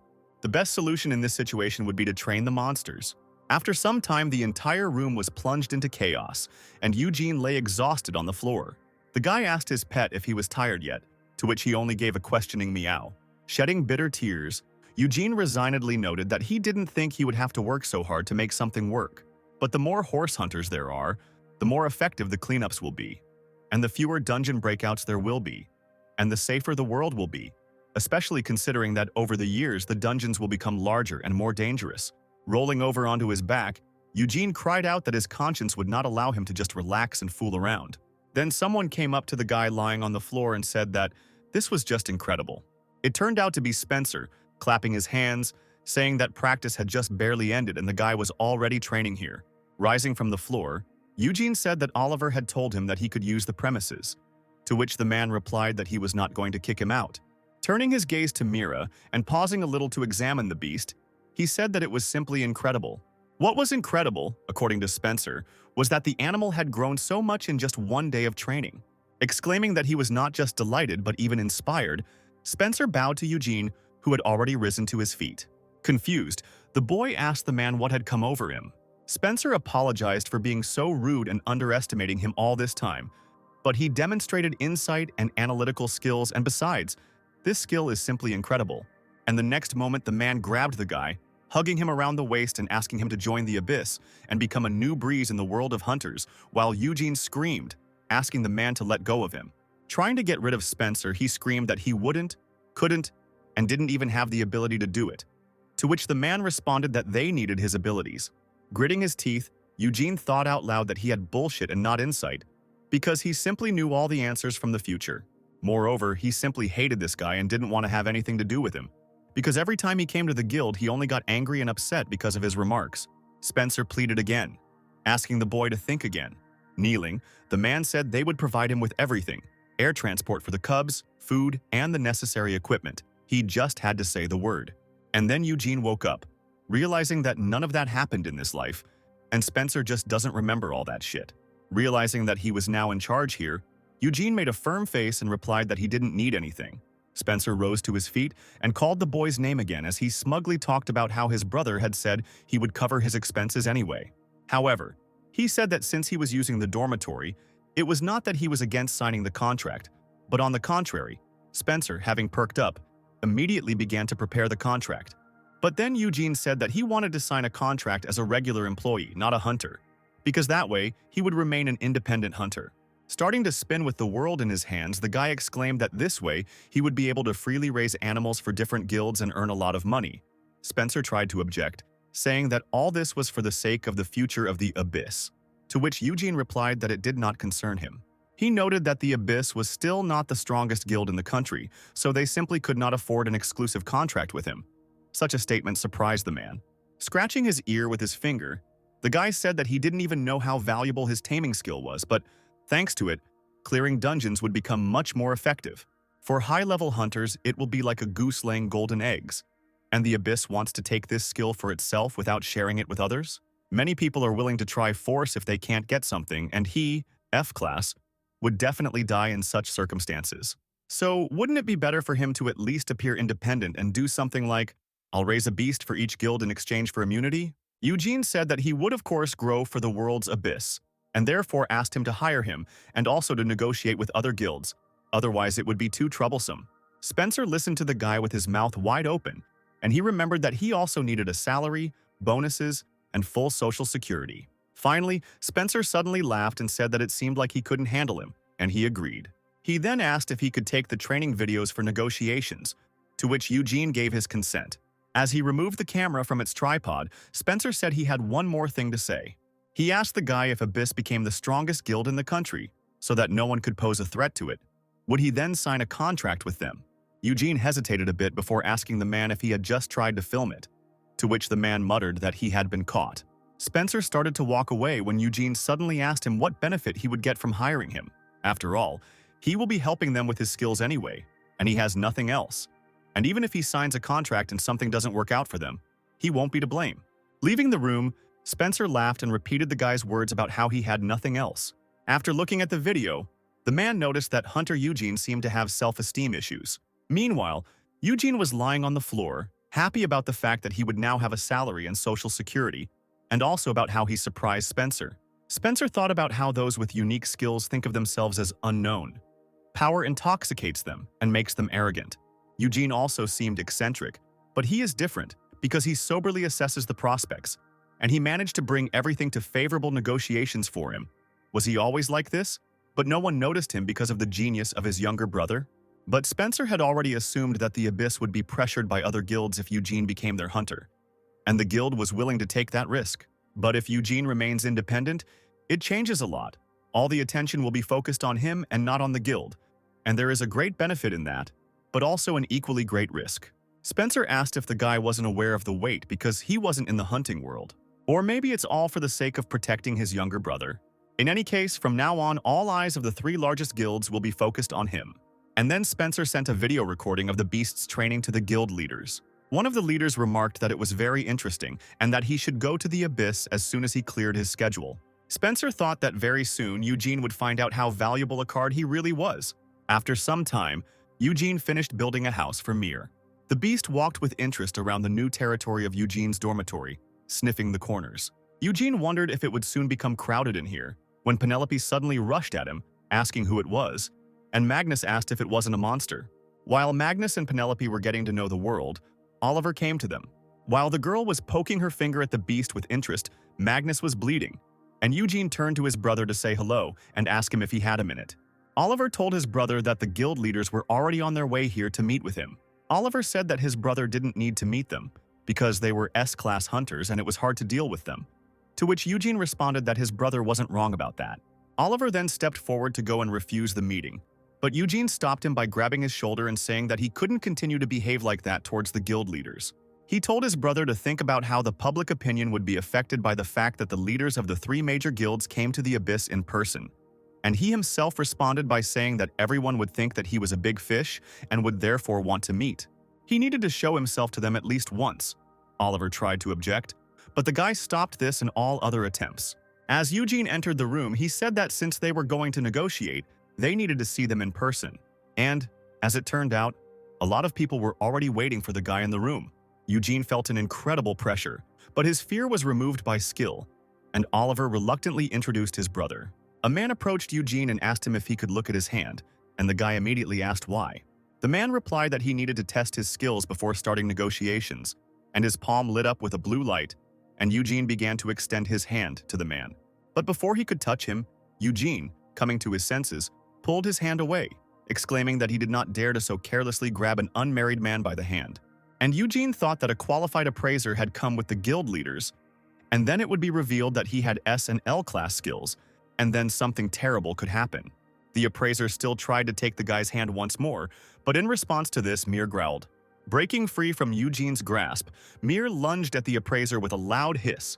The enraged beast fell to the floor, hitting it with a dull thud with its paws. While Eugene tried to calm his pet, the people in the room watched what was happening with interest. The president of the Hunters Association asked whether the beast had recognized that a skill was about to be used on its master, and the head of the Hanshin Guild noted that the beast was still a cub, but was already so capable. A step was heard behind the boy, and someone said that this fierce defense of the owner was enough to be considered as proof. A tall woman stood behind the guy and said that she couldn't even affect him with her suppression. The head of the Crusher Guild, Miley, asked the boy if this was true for her, addressing him as a beast tamer. Waving her hand at the chair, she told the guy to sit down, because they can't make such an important person stand, and in the meantime, Eugene had already picked up Mira and quietly thanked him. The guy noted the woman's good physique, and she said that no one could have thought that the head of the Abyss had such an older brother. Eugene wondered if Penelope would also be taller than him, since she was also an S-class. Miley asked that since this beast is a fiery-horned lion, it should be on par with an S-class boss when it grows up.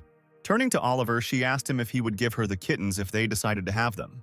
Oliver replied that it wouldn't be free, but they would be able to cancel one for a high-level riding monster cub with cold resistance. Upon hearing this, Miley asked the guy if he really wanted them to get a mount for Penelope, to which someone exclaimed, asking the guy if he was being too cheeky. Some man said that the Abyss already had 7 monster cubs and 1 high-ranking one. They had already swept away all the cubs in the market. It was the head of the ISS Guild, Scott, and he asked Oliver how he dared to demand an exchange. Oliver replied that they could always get one from the dungeon and then trade it, which only made the man even more angry, and he slammed the table. He said that the guy literally told him to give up his riding animals to get new ones, and asked him if he was being too arrogant because of his brother. Rising from the table and pointing his finger at Eugene, he shouted that they must negotiate with an independent person. But how could they be sure that he was not only independent in words? Miley tried to calm the man down, but Eugene said that he and Abyss were only connected by partnership. He said that they were only helping him because he couldn't cope on his own, and that this meeting also took place only thanks to them. He asked what good it would do him to come to this meeting if he had originally planned to help only his brother. Also, he has a limit on how many monsters he can raise at a time. But if they can come to an agreement, then all the other guilds present here will be among the first in the world to acquire riding beasts, just like the Abyss. Eugene smiled and asked if this was a significant reward for these negotiations, and then he greeted his dear clients. An irritated Scott sat back in his chair without saying anything. Eugene thought that this guy was creepy, but on TV he seemed normal, and before he even fancied him, suddenly someone poked Eugene in the cheek. Miley noticed that Eugene not only had good skills but also a gifted speaker. Taking the boy by the chin, she said that she was starting to like him, and if she got him, she would get everything else too, so would he want to join her guild? Miley continued to persuade the guy, asking him if he really didn't give in to his brother, while he mentally begged his brother not to burn down this hall, seeing how angry he was. Shrugging it off, Eugene said he would make an exception for his brother if he became the best in Korea. Suddenly, someone asked the guy again about the best in Korea. Guildmaster Jupiter Hunter asked if Jupiter could buy it right now. Eugene thought that the Jupiter Guild was the strongest in the country, and its leader was the strongest hunter, so this would definitely guarantee his safety. However, why did he remain silent before and speak up now? Can't he sense the atmosphere? Thinking that he couldn't agree to this now, Eugene said that this exception was only for his brother. Everyone else will have to become at least the best in the world. In response to this, Miley just laughed, hit the guy on the back, and said that he would rather die than join anything. She noticed that the brothers were so similar in their stubborn desire for independence. Eugene thought that if it weren't for his suppression of fear, he would have died already. He heard that all the S-class were crazy because they were on the verge of death so many times. So how could they exude such pressure while looking at each other with smiles on their faces? Eugene thought about how his brother had been putting up with them all this time. He was sure that his brother was being bullied because of his young age. Michael noted that it seemed to be because of his older brother that Oliver created his own guild. But Eugene was still much kinder than his brother. Eugene turned around with a smile on his face, asking what he was talking about. The guy said that Oliver was much kinder than him. He would even say that he was kinder than anyone else here. Everyone present looked at Eugene with disbelief. The guy didn't understand what he said wrong.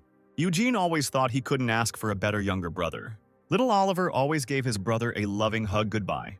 Even as a child, he always takes care of him, giving him various gifts. Eugene thought that his brother could become a bandit because he, as the older brother who had to raise him, was constantly working.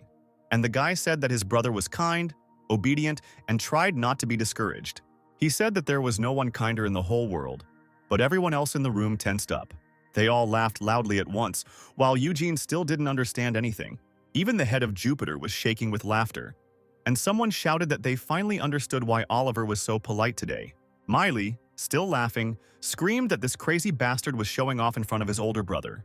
Eugene's older brother awakened and he began to defend Oliver, saying that they were humiliating him simply because he was younger.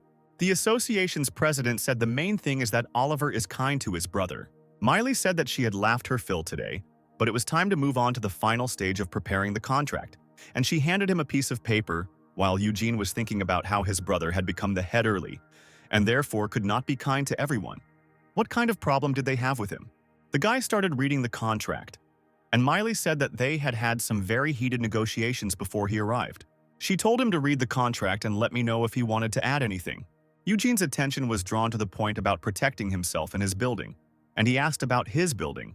Miley asked him if Spencer hadn't told him, and the association president explained that he needed a place where he could raise monsters. That's why they decided to build his personal building nearby. The general provisions of the agreement were as follows. 5 guilds guarantee the safety of Eugene and his building. Eugene will have priority over taming orders from 5 guilds. The construction of the building will be carried out with investments from 4 guilds, including the Abyss. The building will be entirely owned by Eugene. Oliver said that all that remained was to sign the contract. Handing over the paper, he asked his brother what was wrong with his face, and Eugene tried his best to suppress his smile. The guy replied that he was so nervous that his muscles were tense. He thought happily that an entire building in the center of Seoul would belong to him. He was ready to forget about the oppressive atmosphere. Now he was ready to fall prostrate before his dear clients. After all, they will give him an entire building that will be under the protection of the 5 main guilds of the country. He will build a workshop there and bring Magnus there, and he should also try to persuade Hannah so that she does not leave for America. Eugene immediately imagined himself being asked about the secret of his becoming the richest man, to which he already imagined that he would answer, raising his glass, that he was only trying his best to please his dear clients. He was thinking about how he could provide for his retirement just by renting out the space. But then Miley touched his shoulder. She said it was time for them to go and said it was fun. Eugene wished them a good trip. Hunter said he would keep the conditions for exclusion in mind and that they would see each other soon. Eugene didn't understand why the man said this, but he didn't argue. Oliver went up to his brother, who said it was a great job, and he was so lost in thought that he didn't even notice how it ended. Oliver told his brother not to pay attention to what he said about him. He said that at least he hadn't done anything to disgrace himself, to which Eugene replied that, as the guild leader, he could afford to make at least one scandal. Eugene also praised Mira for being so capable of sitting in his arms. And he thought that the main thing was that everything went well, and the conditions simply couldn't be better. He returned back to the hostel. In the dorm, a full table of food was waiting for Eugene, and he asked what all this was in honor of, whether it was some kind of holiday. Magnus replied that he simply prepared more dishes that he might like. He said that he still deserved special treatment. Having thanked the guy, Eugene began to eat, thinking that today was not a day for him, but one of pure pleasure. Suddenly, Eugene asked Magnus how many things he had here, to which he replied that he didn't have much. Then he asked why he was asking. Eugene replied that it was nothing special. He just needed to be ready to pack his things at any moment. Magnus's face froze in fear. Continuing to chew, Eugene said that sooner or later they would build a new building nearby. The guy's words were interrupted by Magnus's crying. The guy fell to the floor, sobbing and screaming that he was being kicked out after all. Flustered, Eugene asked the guy what it meant that he was being kicked out, to which he replied that he knew it would happen. After all, even though he keeps it to himself, it still remains a useless F class. Trying to calm the guy down, Eugene said that he was also an F rank, to which he cried out that they were completely different. He remembered how Eugene had protected him from high-level hunters without blinking an eye. Eugene was even able to give some good advice to my S-class brother. A frustrated Magnus said that, unlike him, he couldn't even unlock a single level 10 skill, while Eugene thought that he was simply cheating. Eugene began to calm Magnus down again while he said that he was still a nobody. Smiling, Magnus said that he really should move out and thanked Eugene for everything. Magnus stood up and Eugene grabbed him by the clothes, asking him where he was going to go since he had nowhere to go, to which he replied that so be it, but he could not waste his time anymore. In despair, Eugene cried out that he was no waste. He thought that he would obtain an S-class skill once he sharpened 10,000 blades. It was one of the foundations of his comfortable old age. But would he believe it if he said so? And besides, in any case, he can't reveal his cancer skill thoughtlessly. Also getting to his feet, Eugene said that he did not think he had the right to hold him by force. He said that he didn't want to make him suffer more, because he had already suffered enough. Magnus began to babble that everything was wrong. But then, Eugene said that it was such a pity, because today he learned some useful information for him. Eugene backed away dramatically, exclaiming that he couldn't force the boy to listen to her, no matter how valuable she was. Magnus asked what it was. Eugene continued to play the fool, not daring to tell, and then Magnus told him to just tell. With a smirk on his face, Eugene asked Magnus if he really wanted to know before leaving. He said that he heard from Hannah that there was one training that could unlock a special skill. Eugene thought that it would be better to mention an authority figure, and then he would definitely repay her. Meanwhile, Hannah was sitting at the computer and decided to stretch her stiff back. She said that all preparations were completed, but she was not sure whether it would help to get an answer. The shadows behind the woman's back were somehow strange and creepy. Meanwhile, Eugene dumped a pile of knives on the table. He said it was the perfect training, but he couldn't tell anyone about it, not even Hannah. And Magnus asked what was going on. Eugene told Magnus that he had a passive skill related to weapons, so he should try sharpening knives. Magnus didn't ask any more questions and began to sharpen his knife. Eugene watched this with joyful anticipation.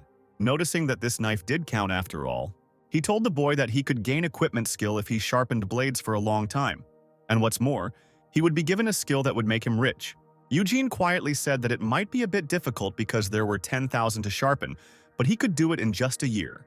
Magnus, in response to this, exclaimed joyfully, not believing that only 10,000 knives needed to be sharpened. He said that he could make 100 at a time and then he would be done in 100 days. To which Eugene asked if he was really going to do this all day long, to which Magnus replied that it was not difficult for him. He was great at cyclical work. Magnus exclaimed with a knife in his hand that Eugene could now count on him, to which Eugene asked him to put the knife away. Smiling happily, Magnus said that he would try his best to repay the kindness. Eugene, however, thought that his existence was an investment in his pension, and the next day, I decided not to go to my investment number 2. Hannah. Hannah exclaimed that Eugene was such a pleasure to talk to. She suggested that he go to graduate school since he knew so much, and then they could set up a joint lab.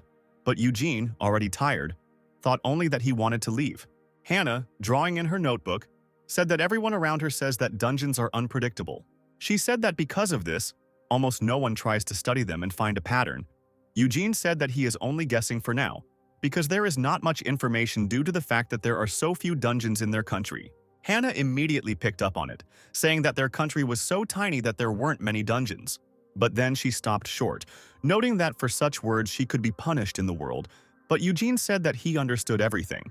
Eugene said that they could gather more statistics if they explored more dungeons. Hannah said that it seemed like she had no choice but to join the foreign research group. Eugene thought that this was why Hannah would go to the United States in the future. After 4 years, she will discover the principle of forming dungeons with her team, and the USA will receive a lot of royalties from other countries, and everything could have been different if she had discovered this principle in Korea. Hannah placed a tray of buckwheat mug on the table, saying that was why she decided to prepare this. She carried the tray to the windowsill, saying that it was rice wine for the last night of the lunar calendar for Tokabi. Turning around, Hannah asked the guy if he knew anything about the famous teleporting hunter.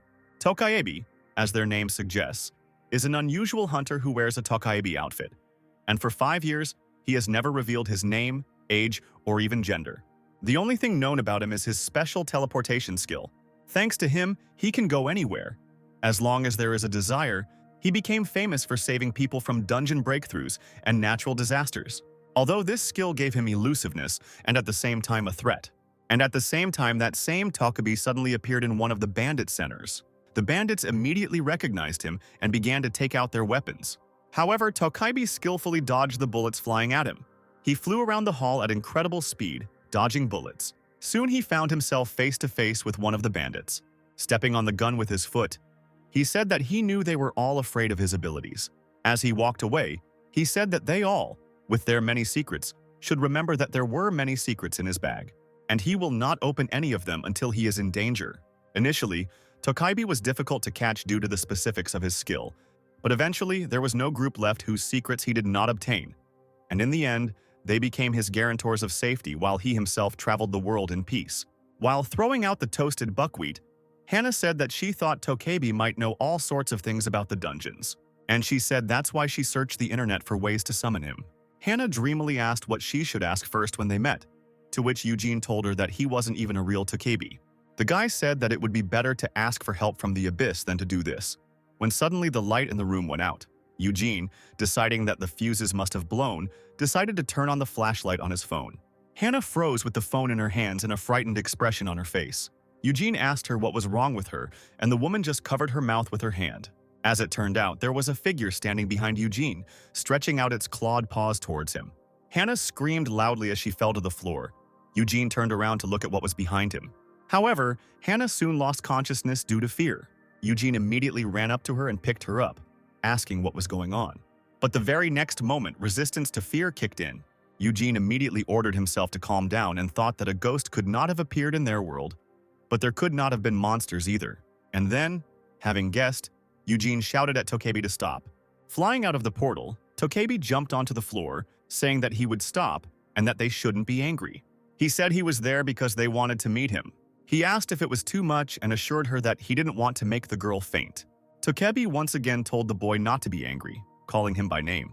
Looking at Tokabi's profile, the boy noticed that there was a message that this object was not under the influence of his skill, which meant that he could raise it. Still holding Hannah in his arms, Eugene thought that now in front of him was an independent hunter who could move freely in space. And then the thought flashed through the guy's head that he wanted it for himself. After all, if he gets his support, Hannah won't have to go to America. Smiling, Eugene said that he was not afraid of such pranks, and therefore he needed to stop.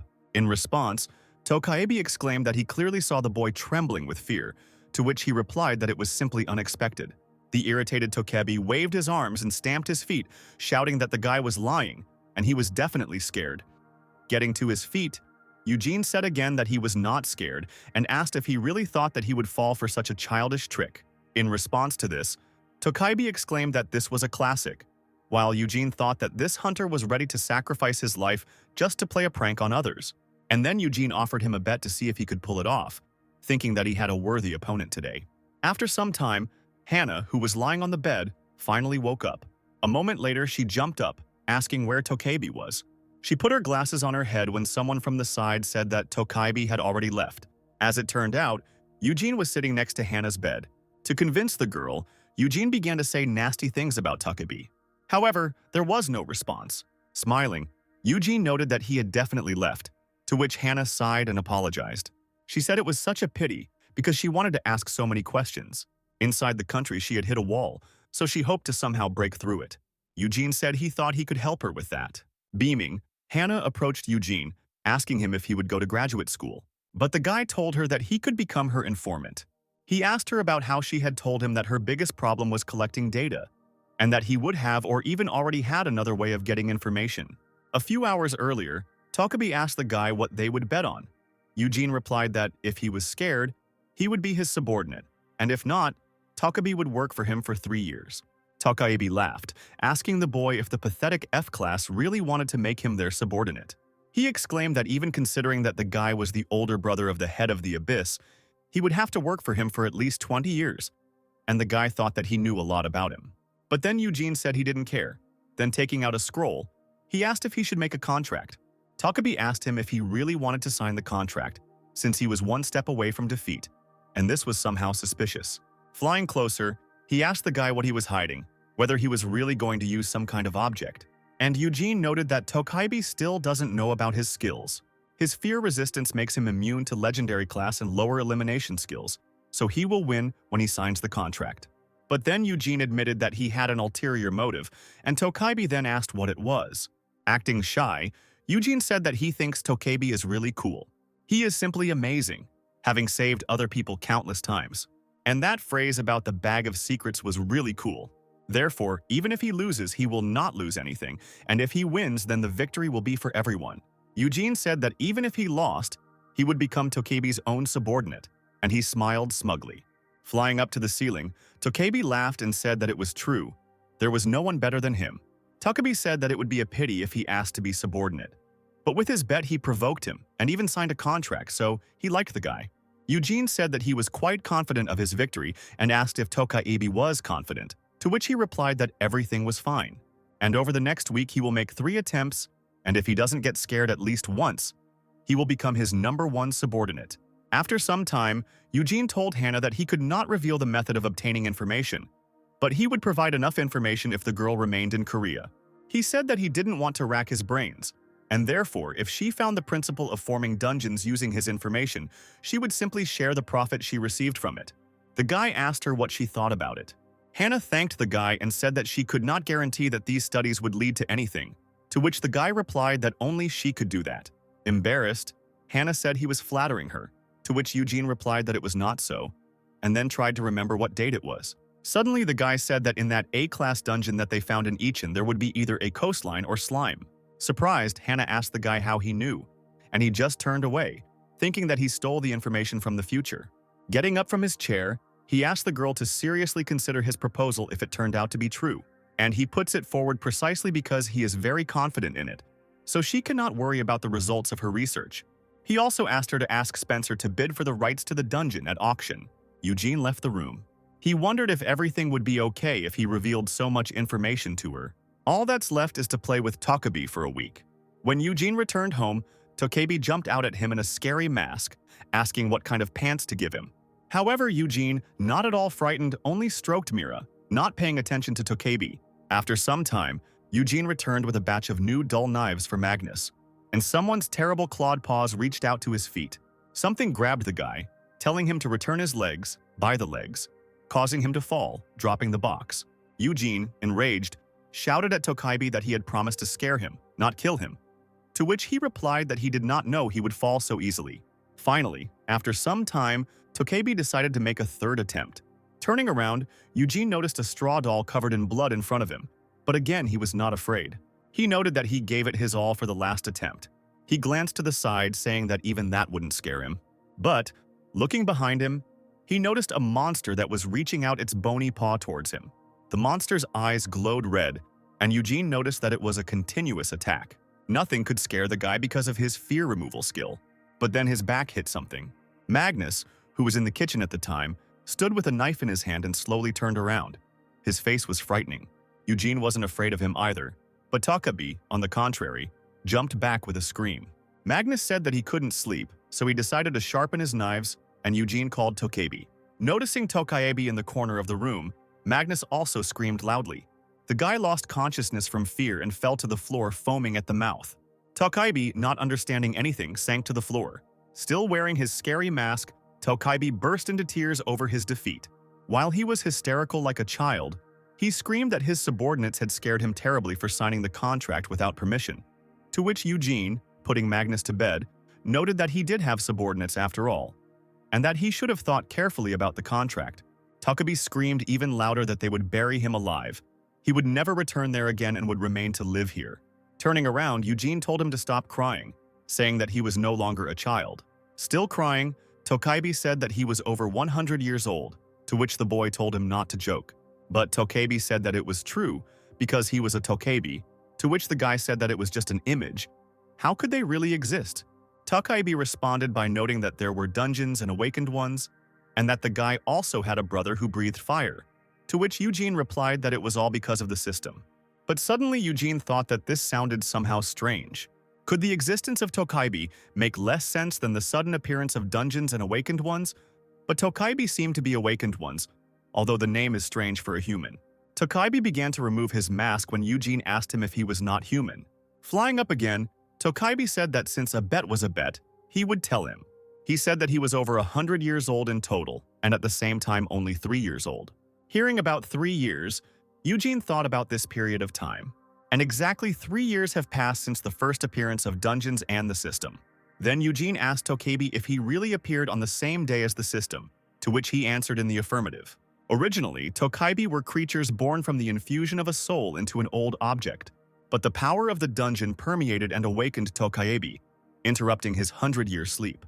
Eugene thought that this sounded like nonsense, but if so, it would explain Takabe's ability to teleport. Since the power of the system in some sense connects different dimensions, Eugene thought it was strange to realize that this was a real Takabe in front of him. Eugene thought about Takabe's name, which was Yun Yun, and realized that his name Yun could mean wheel from the Chinese lun, and therefore his home was originally something like a watermill. Such an accurate guess surprised Takabe. Takabe asked the boy if he was also a Takabe, to which Eugene, not believing that he had guessed, replied that he was nothing of the sort. Eugene, having said that this is the kind of boss Takabe has, took a folder from the table. He said he had a task for him. Noticing Takabe's disappointed face, Eugene asked him what was wrong with him. In response to which Takabe again began to roll around on the floor, screaming that he didn't want to do anything boring, Eugene asked him if this was how subordinates behaved. He said that he needed to explore the dungeons of other countries, and he had already written down everything that needed to be learned. Foreigners are not allowed into the dungeons, but with his stealth and teleportation skills, that won't be a problem. Takabe replied that this was true, and then asked why all this was happening. Eugene replied with a joyful smile that it was all to make him an even greater hero. If they gather the necessary information, they will be able to uncover the principle of how the dungeons are formed, and then the damage that their breakthroughs cause will be reduced. And then Takabe, who collected the information for this research, will become a worldwide hero. Takabe enthusiastically snatched the folder and said that he should go then.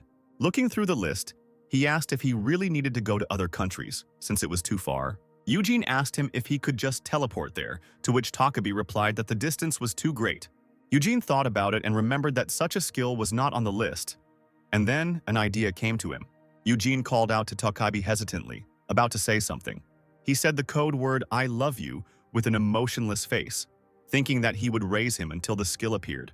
Takabe immediately asked what it was, to which Eugene replied that the Takabe race was originally famous for love. There are even a lot of jokes about turning into beautiful women who seduce men. Eugene said that for a true Takabe, love must be a habit.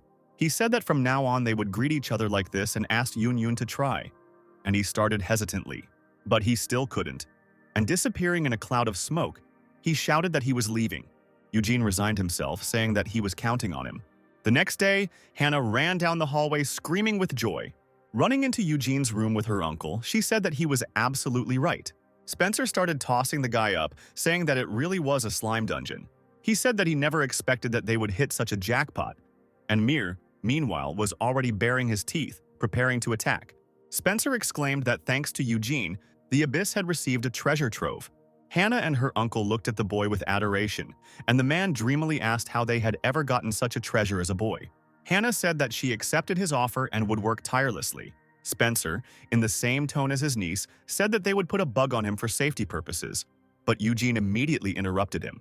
Eugene brought Mir out in front of him, saying that the man didn't talk like Oliver, to which he responded that they couldn't just leave such a talent behind.